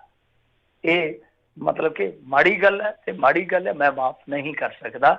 ਅੱਜ ਜਿੱਥੇ ਕਹਿੰਦੇ ਕਿ 150 ਰੁਪਇਆ ਨਹੀਂ ਛੱਡ ਸਕੇ, ਅੱਜ ਜਿੱਥੇ ਕਹਿੰਦੇ ਆਪ ਹੀ ਕਹਿੰਦੇ ਆ ਕਿ ਇੱਥੇ ਸੈਂਕੜੇ ਕਰੋੜ ਦਾ ਗੜਬੜ ਚੱਲਾ, ਉੱਥੇ ਮਾਫੀ ਸਵੀਕਾਰ ਕਰੇ। ਵੇਖੋ ਕਿੱਡਾ ਵੱਡਾ ਉਹਨਾਂ ਨੇ ਪੁਆਇੰਟ ਕੱਢਿਆ ਸੀ ਜੀ। ਤੇ ਅਸੀਂ ਇੱਕ ਨੂੰ ਕੀ ਰੋਨੇ, ਪਿਛਲਿਆਂ ਨੂੰ ਕੀ ਰੋਨੇ, ਸਿਕੰਦਰ ਸਿੰਘ ਮਲੂਕਾ ਕੀ ਕਰ ਗਿਆ, ਕੀ ਕਰ ਗਿਆ, ਤੇ ਸਾਡੇ ਆਹ ਵਾਲੇ ਹੁਣ ਕੀ ਕਰ ਰਹੇ ਆ। ਮੈਂ ਤਾਂ ਕਹਿੰਦਾ ਕਿ ਦੁਆ ਦੇ, ਮੈਂ ਤੁਹਾਨੂੰ ਨਾ ਅਗਲੇ ਸ਼ੁੱਕਰਵਾਰ ਯਾਦ ਕਰਾਇਓ ਰਾਜਕਰਮਵੀਰ ਸਿੰਘ ਜੀ, ਮੈਂ ਤੁਹਾਨੂੰ ਸਾਰਾ ਇਤਿਹਾਸ ਕੱਢ ਦੂੰ ਘੁਟਾਲਿਆਂ ਦਾ, ਤੁਸੀਂ ਕੱਲਾ ਕੱਲਾ ਵੇਖ ਲਿਓ ਕਿੰਨੇ ਕਿੰਨੇ ਦਾ ਹੋਇਆ ਔਰ ਉਹਦਾ ਬਣਿਆ ਕੀ, ਕਿ ਇੱਕ ਕਰਕੇ ਚਲਾ ਜਾਂਦਾ, ਦੂਸਰਾ ਉਹਨੂੰ ਛੱਡ ਦਿੰਦਾ, ਦੂਜਾ ਆ ਕੇ ਫੇਰ ਕਰਦਾ, ਦੂਜਾ ਆ ਕੇ ਫੇਰ ਉਹਨੂੰ ਛੱਡ ਦਿੰਦਾ। ਇਹ ਸਿਲਸਿਲਾ ਇਸੇ ਤਰ੍ਹਾਂ ਹੀ ਚੱਲਣਾ ਹੈ ਔਰ ਹਾਲ ਦੀ ਘੜੀ ਚੱਲਦਾ ਪਿਆ। ਜੀ ਜੀ, ਅਗਲੇ ਕਾਲਰ ਨੇ ਗੁਰਪ੍ਰੀਤ ਕੌਰ ਜੀ, ਸਤਿ ਸ਼੍ਰੀ ਅਕਾਲ ਜੀ। ਗੁਰਪ੍ਰੀਤ ਕੌਰ ਜੀ, ਹਾਂਜੀ ਸਤਿ ਸ਼੍ਰੀ ਅਕਾਲ ਜੀ। ਕੀ ਸਵਾਲ? ਸਤਿ ਸ਼੍ਰੀ ਅਕਾਲ ਜੀ। ਜੀ ਸਾਡਾ ਸਵਾਲ ਇਹ ਹੈ ਜੀ, ਮੇਰੇ ਫਾਦਰ ਨੇ 80 ਈਅਰ 올ਡ, ਉਹਨਾਂ ਦੀ ਨਾ ਕਰੋਨਾ ਵਾਇਰਸ ਮਨੀ ਨਹੀਂ ਆਈ ਜੀ। ਇਹ ਪ੍ਰੋਗਰਾਮ ਜਿਹੜਾ ਜੀ ਡਿਫਰੈਂਟ ਹੈਗਾ ਆ, ਉਹ ਨਾ ਚਲੋ ਪਹਿਲੋਂ ਵੀ ਆਪਾਂ ਦੱਸਦੇ ਰਹੇ ਹਾਂ, ਫੇਰ ਦੱਸ ਦਿੰਦੇ ਹਾਂ। IRS ਦੀ ਵੈਬਸਾਈਟ 'ਤੇ ਦੱਸੋ, ਸਰਕਾਰ ਨੇ ਸਾਨੂੰ ਨਹੀਂ ਨਾ ਨਿਯੁਕਤ ਕੀਤਾ ਵੀ ਆਪ ਵੰਡ ਦਿਓ ਅੱਗੇ ਜਿਹੜੇ ਉਹ ਚੈੱਕ। ਥੋੜ੍ਹੀ ਜਿਹੀ ਇਨਫੋਰਮੇਸ਼ਨ ਆਪਾਂ ਪਹਿਲੋਂ ਵੀ ਵੈਸੇ ਦੱਸੀ ਸੀ ਵੀ IRS ਦੀ ਜਿਹੜੀ ਵੈਬਸਾਈਟ 'ਤੇ ਜਾ ਕੇ ਚੈੱਕ ਕਰੋ। ਘਰ ਦੇ ਵਿੱਚ ਕਿਸੇ ਨਿਆਣੇ ਨੂੰ ਜਾਂ ਜੇ ਕਿਸੇ ਨੂੰ ਇੰਟਰਨੈਟ ਪਤਾ ਆ ਵੀ ਉਸ ਦੇ ਨਾਲ ਜਿਹੜਾ ਉਹਨਾਂ ਤੋਂ ਤੁਸੀਂ ਮਦਦ ਜਿਹੜੀ ਉਹ ਲੈ ਲਓ। ਸੁਖਦੀਪ ਜੀ, ਸਤਿ ਸ਼੍ਰੀ ਅਕਾਲ। ਸਤਿ ਸ਼੍ਰੀ ਅਕਾਲ ਜੀ। ਸਤਿ ਸ਼੍ਰੀ ਅਕਾਲ ਜੀ। ਸਰ ਜੀ, ਮੇਰਾ ਸਵਾਲ ਸੀ, ਜਿਸ ਤਰ੍ਹਾਂ ਮੇਰੇ ਨਾ ਪੇਰੈਂਟਸ ਦੀ ਵਾਪਸੀ ਹੈ ਨੈਕਸਟ ਮੰਥ, ਲਾ ਲਓ ਵੀ 11 ਜੁਲਾਈ ਨੂੰ ਤਕਰੀਬਨ ਇੰਡੀਆ ਜਾਣਾ ਜਿੱਦਾਂ ਹੈ ਨਾ, ਤਾਂ ਦਿੱਲੀ ਦੀ ਫਲਾਈਟ ਹੈ। ਸੋ ਫਲਾਈਟਾਂ ਤਾਂ ਮੈਂ ਚੈੱਕ ਕਿਤੇ ਵੀ ਚੱਲਦੀਆਂ ਠੀਕ ਹੈ, ਵੀ ਆਪਾਂ ਲੈ ਕੇ ਜਾਵਾਂਗੇ। ਮੈਂ ਪੁੱਛ ਰਿਹਾ ਉੱਥੇ ਪ੍ਰਬੰਧ ਕਿੱਦਾਂ ਦੇ ਹੈ, ਜਿੱਦਾਂ ਆਪਾਂ ਅੰਮ੍ਰਿਤਸਰ ਦੀ ਰਿਪੋਰਟ ਵੇਖੀ ਕੁਝ ਦਿਨ ਪਹਿਲਾਂ, ਉੱਥੇ ਮਾੜਾ ਹੀ ਹਾਲ ਸੀ। ਸੋ ਦਿੱਲੀ ਕਿੱਦਾਂ, ਮਤਲਬ ਜਿੱਦਾਂ ਉੱਥੇ ਉਤਰਦੇ ਆ ਤਾਂ ਜਿੱਦਾਂ ਕਿੱਥੇ ਰੱਖਦੇ 14 ਦਿਨ, ਜਾਂ ਕੀ ਥੋੜਾ ਜਿਹੀ ਕੁਛ ਹੈ ਅਪਡੇਟ ਉਹਦੇ ਬਾਰੇ? ਜੀ ਹਾਂਜੀ, ਨਹੀਂ ਦੇਖੋ, ਕੁਆਰੰਟੀਨ ਜਿਹੜਾ 7 ਦਿਨ ਦਾ ਹੋਣਾ ਹਾਲ ਦੀ ਘੜੀ, ਜੇ ਮੰਨ ਲਓ ਨੈਗੇਟਿਵ ਆ ਗਏ ਤਾਂ 7ਵੇਂ ਦਿਨ ਉਹਨਾਂ ਨੇ, ਵੈਸੇ ਟੈਸਟ 5ਵੇਂ ਦਿਨ ਹੋ ਜਾਣਾ, ਤੇ ਜੇ ਨੈਗੇਟਿਵ ਆ ਗਿਆ 6ਵੇਂ 7ਵੇਂ ਦਿਨ ਤੁਸੀਂ ਘਰ ਨੂੰ ਆ ਜਾਣਾ, ਔਰ 7 ਦਿਨ ਤੁਹਾਨੂੰ ਫਿਰ ਮੁੜ ਕੇ ਘਰ ਦੇ ਵਿੱਚ, ਜਿਹਨੂੰ ਆਪਾਂ ਹੋਮ ਕੁਆਰੰਟੀਨ ਕਹਿੰਦੇ ਆ, ਕਿ ਉਹ ਹੋਣਾ ਪੈਣਾ ਵਾ। ਤਾਂ ਉਹਦੇ 'ਚ ਕੀ ਹੈ ਕਿ ਤੁਹਾਡੇ ਕੋਲ 2-3 ਆਪਸ਼ਨ ਹੋਣਗੇ। ਜੇ ਤੁਸੀਂ ਹੋਟਲ ਲੈਣਾ ਤਾਂ ਇੱਕ ਹੋਟਲ ਦੀ ਸੂਚੀ ਤੁਹਾਨੂੰ ਮਿਲ ਜਾਏਗੀ, ਉਹਦੇ 'ਚ ਹੋ ਸਕਦਾ ਕੋਈ ਲਗਜ਼ਰੀ ਹੋਟਲ ਵੀ ਹੋਵੇ, ਕੋਈ ਸਿੰਪਲ ਹੋਟਲ ਵੀ ਹੋਵੇ, ਮਤਲਬ ਕਿ ਜਿਸ ਤਰ੍ਹਾਂ ਦਾ ਵੀ ਤੁਸੀਂ ਅਫੋਰਡ ਕਰਦੇ ਹੋ ਤੁਸੀਂ ਉਹਨੂੰ ਚੂਜ਼ ਕਰ ਸਕਦੇ ਹੋ। ਉਸ ਤੋਂ ਬਾਅਦ ਜਿਹੜੀ ਉਹ ਤੁਹਾਡੀ ਸਿਲੈਕਸ਼ਨ ਹੈ ਉਹਦੇ ਮੁਤਾਬਕ ਉਹ ਤੁਹਾਡਾ ਬਿੱਲ ਵਾਲਾ ਮੀਟਰ ਹੈ ਜਿਹੜਾ ਗਿਣਨਾ ਸ਼ੁਰੂ ਹੋ ਜਾਣਾ, ਤੇ ਮੁੜ ਕੇ ਤੁਸੀਂ ਆਪਣਾ ਦਿਨ ਜਿਹੜਾ ਉਹ ਕੱਟ ਕੇ, ਦਿਨ ਕੱਟੀਆਂ ਕਰਕੇ ਉੱਥੋਂ ਤੇ ਆਪਣੇ ਘਰ ਨੂੰ ਆ ਸਕਦੇ ਹੋ। ਆਹੀ ਇਹਨਾਂ ਦਾ ਇਸ ਵੇਲੇ ਕ੍ਰਾਈਟੇਰੀਆ, ਚਾਹੇ ਉਹ ਦਿੱਲੀ ਉਤਰ ਜਾਓ, ਚਾਹੇ ਆ ਕੇ ਅੰਮ੍ਰਿਤਸਰ ਉਤਰ ਜਾਵੋ, ਉਹ ਤੁਹਾਨੂੰ ਇਸ ਤਰ੍ਹਾਂ ਨਿਭਾਉਣਾ ਹੀ ਪੈਣਾ। 7 ਦਿਨ ਜਿਹੜੇ ਕੁਆਰੰਟੀਨ 'ਚ ਕੱਢਣੇ ਹੀ ਜਿਹੜੇ ਉਹ ਪੈਣੇ ਆ ਜੀ। ਜਿਹੜੀ ਲਿਸਟ ਦਿੰਦੇ ਉੱਤਰ ਦੇ ਸਾਰ ਉਦੋਂ ਹੀ ਦਿੰਦੇ ਜਦੋਂ ਆਪਾਂ ਉੱਥੋਂ ਨਿਕਲਦੇ ਇਮੀਗ੍ਰੇਸ਼ਨ ਤੋਂ ਵੀ? ਹਾਂਜੀ ਹਾਂਜੀ, ਉਹ ਮਿਲ ਜਾਣਾ। ਜੇ ਦਿੱਲੀ ਪਹੁੰਚੋਗੇ ਨਾ ਤੇ ਇਹਨਾਂ ਦੇ ਬੰਦੇ ਜਿਹੜੇ ਅਫੀਸ਼ੀਅਲਸ ਨੇ ਉਹਨਾਂ ਨੂੰ ਪਹਿਲਾਂ ਜਾਣਕਾਰੀ ਮਿਲ ਜਾਂਦੀ ਹੈ ਪੰਜਾਬ ਵਾਲਿਆਂ ਨੂੰ ਕਿ ਇੰਨੇ ਬੰਦੇ ਤੁਹਾਡੇ ਆ ਰਹੇ ਆ, ਤਾਂ ਉਹ ਸ਼ਾਇਦ ਉੱਥੇ ਹੀ ਹੁੰਦੇ ਆ ਮੇਰੇ ਖਿਆਲ ਦੇ ਨਾਲ, ਔਰ ਉੱਥੋਂ ਲੈ ਕੇ ਵੀ ਆ ਰਹੇ ਆ, ਬੰਦੇ ਲੈ ਕੇ ਵੀ ਆ ਰਹੇ ਆ। ਜੀ ਜੀ, ਅਗਲੇ ਕਾਲਰ ਨੇ ਗੁਰਪ੍ਰੀਤ ਸਿੰਘ ਜੀ, ਸਤਿ ਸ਼੍ਰੀ ਅਕਾਲ ਸਤਿ ਸ੍ਰੀ ਅਕਾਲ ਜੀ। ਆਪਣਾ ਮਿੰਟੂ ਜੀ ਨੂੰ ਵੀ ਸਤਿ ਸ੍ਰੀ ਅਕਾਲ ਜੀ। ਮਿੰਟੂ ਜੀ, ਜੇ ਤੁਸੀਂ ਘਟਾਲਿਆਂ ਦੀ ਗੱਲ ਕਰ ਰਹੇ ਹੋ ਤਾਂ ਤੁਹਾਨੂੰ ਯਾਦ ਹੋਊਗਾ ਜਿਹੜਾ ਕਾਰਗਿਲ ਦੀ ਵਾਰ ਵੇਲੇ ਜਿਹੜੇ ਤਾਬੂਤ ਘਟਾਲਾ ਹੋਇਆ ਸੀ, ਉਦੋਂ ਵੀ ਬੀਜੇਪੀ ਦੀ ਗਵਰਨਮੈਂਟ ਸੀਗੀ, ਤੁਹਾਨੂੰ ਯਾਦ ਹੈ? ਹਾਂਜੀ ਹਾਂਜੀ, ਹੋਇਆ ਸੀ ਤਾਬੂਤ ਘਟਾਲਾ। ਅਸੀਂ ਉਹ ਚਲੇ ਇੱਧਰ ਤੋਂ। ਅੱਛਾ, ਤੇ ਹੁਣ ਜਿਹੜੀ ਮਾਸਕਾਂ ਦੀ ਗੱਲ ਹੈਗੀ ਆ, ਉਹ ਵੀ ਹੁਣ ਇਹਨਾਂ ਦੇ ਵੇਲੇ ਘਟਾਲਾ ਹੋਇਆ, ਤੇ ਇਹ ਦੇਸ਼ ਧਰੋਹ ਨਹੀਂ ਆਉਂਦਾ ਗਾ? ਇਹ ਦੇਸ਼ ਧਰੋਹ ਦੇ ਵਿੱਚ ਨਹੀਂ ਇਹ ਆਉਂਦਾ ਗਾ ਇਹ ਵੀ ਇਹਨਾਂ ਨੇ ਦੇਸ਼ ਧਰੋਹ ਕੀਤਾ, ਲੋਕਾਂ ਦੀ ਜਾਨ ਖਤਰੇ 'ਚ ਪਾਈ ਹੈ? ਹਾਂਜੀ, ਨਹੀਂ, ਇਹ ਤਾਂ ਇਹਨਾਂ ਦਾ ਦੇਸ਼ ਪ੍ਰੇਮ ਹੈ ਨਾ। ਕਹਿ ਦੇਣਗੇ ਕਿ ਅਸੀਂ ਕਮਾਈ ਕਰਕੇ ਤੇ ਅਸੀਂ ਕਿੱਧਰ ਲੈ ਜਾਣੀ ਸੀ, ਅਸੀਂ ਕਿਹੜਾ ਕਿਤੇ ਬਾਹਰ ਲੈ ਚੱਲੇ ਆ, ਅਸੀਂ ਤਾਂ ਇੱਥੇ ਦੇਸ਼ ਦੇ ਲੇਖੇ ਲਾ ਦੇਣਗੇ। ਕਹਿ ਦੇਣਗੇ ਇਹਨਾਂ ਦੀ ਦੇਸ਼ ਭਗਤੀ ਵੀ ਜੀਪੋ ਗਰੀਬ ਹੈ ਨਾ। ਇਹ ਉਹ ਜਿਵੇਂ ਕਹਿੰਦੇ ਨਾ ਕਿ ਤੁਸੀਂ ਕਰੋ ਤੇ ਹਨਾ ਰਾਸ ਲੀਲਾ, ਅਸੀਂ ਕਰੀਏ ਤਾਂ ਕਰੈਕਟਰ ਢੀਲਾ। ਸੋ ਇਹ ਹਾਲ ਆ ਇਹਨਾਂ ਦਾ ਕਿ ਜੇ ਦੂਜਾ ਕਰਦਾ ਤੇ ਉਦੋਂ ਇਹ ਨਿੰਦਦੇ ਆ, ਪਰ ਆਪ ਇਹ ਜੋ ਕਰਦੇ ਬੜਾ ਬੇਸ਼ਰਮੀ ਦਾ ਮੈਂ ਕਹੂੰਗਾ ਕਿ ਇੰਤਹਾ ਹੈ ਕਿ ਇਹਨਾਂ ਨੇ ਉੱਥੇ ਮਾਸਕ ਦੇ ਵਿੱਚ ਵੀ ਲੁਪਰੀ ਲਾ ਲਈ ਆ। ਗੁਜਰਾਤ ਦੇ ਵਿੱਚ ਮਾਸਕਾਂ 'ਚ ਵੀ 15-15 ਰੁਪਏ ਦਾ ਦੱਸਦੇ ਕਿ ਕਥਿਤ ਘੁਟਾਲਾ, PPE ਕਿੱਟ ਘੁਟਾਲਾ। ਦੇਖੋ, ਜਿਹੜਾ ਇਸ ਵੇਲੇ ਕੋਈ ਲੀਡਰ ਜਾਂ ਕੋਈ ਅਫਸਰ ਬੇਈਮਾਨੀ ਕਰਦਾ, ਮੇਰੇ ਖਿਆਲ ਦੇ ਨਾਲ ਦੇਸ਼ ਉਹਦੇ ਤੋਂ ਵੱਡਾ ਦੇਸ਼ ਤਾਂ ਵਾਕਈ ਹੈ ਨਹੀਂ ਕੋਈ ਸੰਸਾਰ ਭਰ ਦੇ ਵਿੱਚ। ਅਸੀਂ ਵੇਖੀ ਛੱਡ ਦਈਏ, ਅਸੀਂ RSS ਨੂੰ ਛੱਡ ਦਈਏ, ਅਸੀਂ ਪਾਕਿਸਤਾਨ ਨੂੰ, ਦਫਾ ਕਰੋ ਸਾਰਾ ਕੁਛ। ਕਿਤੇ ਵੀ ਮੰਨ ਲਓ, ਚਾਹੇ ਉਹ ਇਟਲੀ 'ਚ ਹੈ, US ਦੇ ਵਿੱਚ, ਕਿਤੇ ਵੀ ਹੈ, ਜਿਹੜਾ ਕੋਈ ਚੁਣਿਆ ਬੰਦਾ, ਨੁਮਾਇੰਦਾ, ਲੀਡਰ ਕੁਛ ਇਸ ਤਰ੍ਹਾਂ ਕਰਦਾ ਜਾਂ ਅਫਸਰ ਇਸ ਤਰ੍ਹਾਂ ਕਰਦਾ ਜਿਹੜਾ ਕਿ 2 ਲੱਖ ਰੁਪਈਆ 1.5 ਲੱਖ ਰੁਪਈਆ ਤਨਖਾਹ ਵੀ ਲੈਂਦਾ, ਮੈਂ ਕਹਿੰਦਾ ਕਿ ਉਹਨਾਂ ਤੋਂ ਵੱਡਾ ਦੇਸ਼ ਧਰੋਹੀ ਹੈ ਹੀ ਨਹੀਂ ਹੈ ਇਸ ਵੇਲੇ, ਪੂਰੇ ਸੰਸਾਰ 'ਚ ਹੀ ਹੈ ਨਹੀਂਗਾ। ਜੀ ਜੀ, ਅਗਲੇ ਕਾਲਰ ਨੇ ਹਰਭਜਨ ਜੀ। ਸਤਿ ਸ਼੍ਰੀ ਅਕਾਲ। ਹਾਂਜੀ, ਸਤਿ ਸ਼੍ਰੀ ਅਕਾਲ ਜੀ। ਸਤਿ ਸ਼੍ਰੀ ਅਕਾਲ ਜੀ। ਹਾਂਜੀ, ਮੈਂ ਪੁੱਛਣਾ ਚਾਹੁੰਦਾ ਜੀ, ਉਹ ਜਿਹੜਾ JNK ਦਾ ਦਵਿੰਦਰ ਸਿੰਘ DSC ਫੜਿਆ ਸੀ, ਉਹ ਕੀ ਅਪਡੇਟ ਹੈ? ਮੁੜ ਕੇ ਖਬਰੇ ਨਹੀਂ ਸੁਣੀ ਜੀ, ਉਹਦੇ ਬਾਰੇ ਦੱਸਿਓ ਯਾਰ। ਨਹੀਂ, ਅੰਦਰ ਹੀ ਹੈ ਜੀ, ਉਹ ਅੰਦਰ ਹੀ ਆ, ਹਾਲ ਦੀ ਘੜੀ ਅੰਦਰ ਹੈ। ਪਰ ਉਹਦੇ ਤੇ ਵੀ ਇਹਨਾਂ ਨੇ ਮੈਨੂੰ ਲੱਗਦਾ ਦੇਸ਼ ਧਰੋਹ ਦਾ ਅਜੇ ਚਾਰਜ ਨਹੀਂ ਲਾਇਆ, ਲਾਉਣਗੇ, ਪਰ ਉਹਦਾ ਕੰਮ ਲੰਮਾ ਜਾਊਗਾ। ਉਹ ਗ੍ਰਿਫਤਾਰੀ ਆ, ਉਹਦੀ ਜ਼ਮਾਨਤ ਵਗੈਰਾ ਤੇ ਨਹੀਂ ਹੋਣੀ ਹਾਲ ਦੀ ਘੜੀ। ਤੇ ਬਾਕੀ ਇਹ ਆ ਕਿ ਜਿੰਨਾ ਚਿਰ ਉਹ ਸਸਪੈਂਡ ਹੈ ਉਹਨਾਂ ਚਿਰ ਸ਼ਾਇਦ ਉਹ ਅੱਧੀ ਤਨਖਾਹ ਵੀ ਲਈ ਜਾਊਗਾ ਬੈਠਾ ਜੇਲ੍ਹ ਦੇ ਵਿੱਚ। ਜੇ ਮੰਨ ਲਓ ਕੱਲ ਨੂੰ ਬਰੀ ਹੋ ਗਿਆ ਤੇ ਉਹਨੂੰ ਮੌਜ ਬਣ ਜਾਣੀ ਆ, ਜਿਹੜੀ ਉਹ ਅੱਧੀ ਤਨਖਾਹ ਉਹਦਾ ਸਾਰਾ ਬਕਾਇਆ ਯਕਦਮ ਉਹਨੂੰ ਵੱਜੂਗਾ। ਸੱਚੀ ਗੱਲ ਆ ਜੀ। ਇੱਕ ਆਪਣੇ ਜਿਹੜੇ ਫੇਸਬੁੱਕ ਦੇ ਉੱਤੇ ਜਸਕੀਰਤ ਸਿੰਘ ਦੱਸ ਰਹੇ ਨੇ, ਕਹਿੰਦੇ ਗੁਰਦਾਸਪੁਰ ਤੋਂ ਜਿਹੜੇ ਰੋਪੜ ਆਉਂਦੇ ਸੀ, ਕਹਿੰਦੇ ਉਹਨਾਂ ਨੂੰ 14 ਦਿਨਾਂ ਦਾ ਜਿਹੜਾ ਕੁਆਰੰਟੀਨ ਉੱਥੇ ਜਿਹੜਾ ਕੀਤਾ ਗਿਆ। IECMR ਤਾਂ ਕਹਿੰਦੀ 7 ਦਿਨ ਦਾ ਕਰੋ, ਪਰ ਕਈ ਥਾਵਾਂ ਤੇ 14 ਦਾ ਵੀ ਆ। ਸੋ ਭਾਈ ਪਤਾ ਕਰ ਲਿਓ ਵੀ ਜਿਨ੍ਹਾਂ ਨੇ ਵੀ ਉੱਧਰ ਨੂੰ ਜਾਣਾ ਹੈ।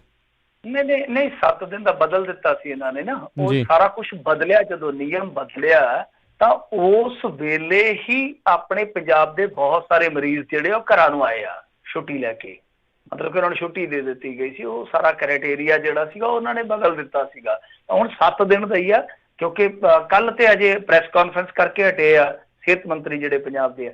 ਜੇ ਕੋਈ ਇਸ ਤਰ੍ਹਾਂ ਕਰਦਾ ਤੇ ਉਹਨਾਂ ਨੂੰ ਕਹੋ ਕਿ ਲਿਖਤੀ ਦਿਖਾਓ, ਸਾਨੂੰ ਲਿਖਤੀ ਦਿਖਾਓ, ਤੁਹਾਡੇ ਕੋਲ ਜਿਹੜਾ ਤਾਜ਼ਾ ਇਹਨਾਂ ਨੇ ਕੋਈ ਨੋਟੀਫਿਕੇਸ਼ਨ ਜਾਂ ਸਰਕੂਲਰ ਜਾਰੀ ਕੀਤਾ ਕਿ ਉਹ ਸਾਨੂੰ ਤਾਜ਼ਾ ਦਿਖਾਓ, ਤਾਂ ਉਹਦੇ 'ਚ ਫਸ ਜਾਣਗੇ। ਕਈ ਵਾਰ ਇਹ ਹੁੰਦਾ ਕਿ ਵੈਸੇ ਵੀ ਤੁਹਾਨੂੰ ਪਤਾ ਹੀ ਅੱਜ ਕੱਲ੍ਹ ਦਬਕਾ ਸ਼ਬਕਾ ਚੱਲਦਾ ਕਿ ਚਲੋ ਇਹਨੇ ਨਾਲ ਲੱਸੀ ਪਾਣੀ ਲੱਗ ਜਾਊਗਾ। ਵੇਖੋ ਜੀ, 7 ਦਿਨ ਵੱਧ ਲੈਣਾ ਤੇ ਪੈਸੇ ਕਿੰਨੇ ਬਣਨੇ ਇਹ ਵੀ ਤਾਂ ਵੇਖੋ ਨਾ। ਅਗਲੇ ਤਾਂ ਉਸ ਕੰਮ ਦੇ ਚੱਕਰ ਦੇ ਵਿੱਚ ਖਿੱਚੀ ਜਾਂਦੇ ਆ ਕੰਮ। ਜੀ ਹਰ ਇੱਕ ਜਣਾ ਜਿਹੜਾ ਕਈ ਵਾਰੀ ਇੱਦਾਂ ਲੱਗਦਾ ਵੀ ਲੁੱਟਣ ਤੇ ਹੀ ਆ ਜਾਂਦਾ। ਭਾਈ ਧਿਆਨ ਜਿਹੜੀ ਆ ਉਹ ਰੱਖਣ ਦੀ ਜ਼ਰੂਰਤ ਹੈ। ਤੇ ਬੱਸ ਸਰਵਿਸ ਬਾਰੇ ਪੁੱਛਦੇ ਸੀਗੇ ਕਈ ਜਣੇ ਵੀ ਉਹ ਬਿਲਕੁਲ ਹੁਣ ਨਾਰਮਲ ਵਾਂਗੂ ਆ ਜਾਂ ਕਿਤੇ ਕਿਤੇ ਚੱਲਦੀ ਹੈ ਪੰਜਾਬ 'ਚ?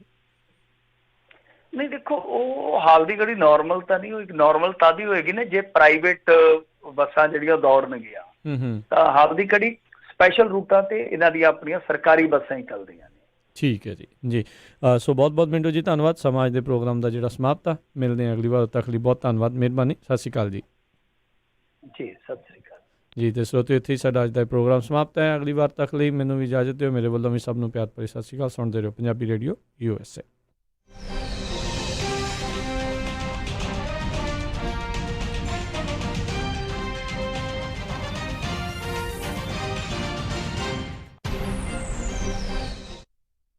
ਤੁਸੀਂ ਸੁਣ ਰਹੇ ਹੋ Punjabi radio USA, KOBO Yuba City 1450 AM, KIID Sacramento 1470 AM,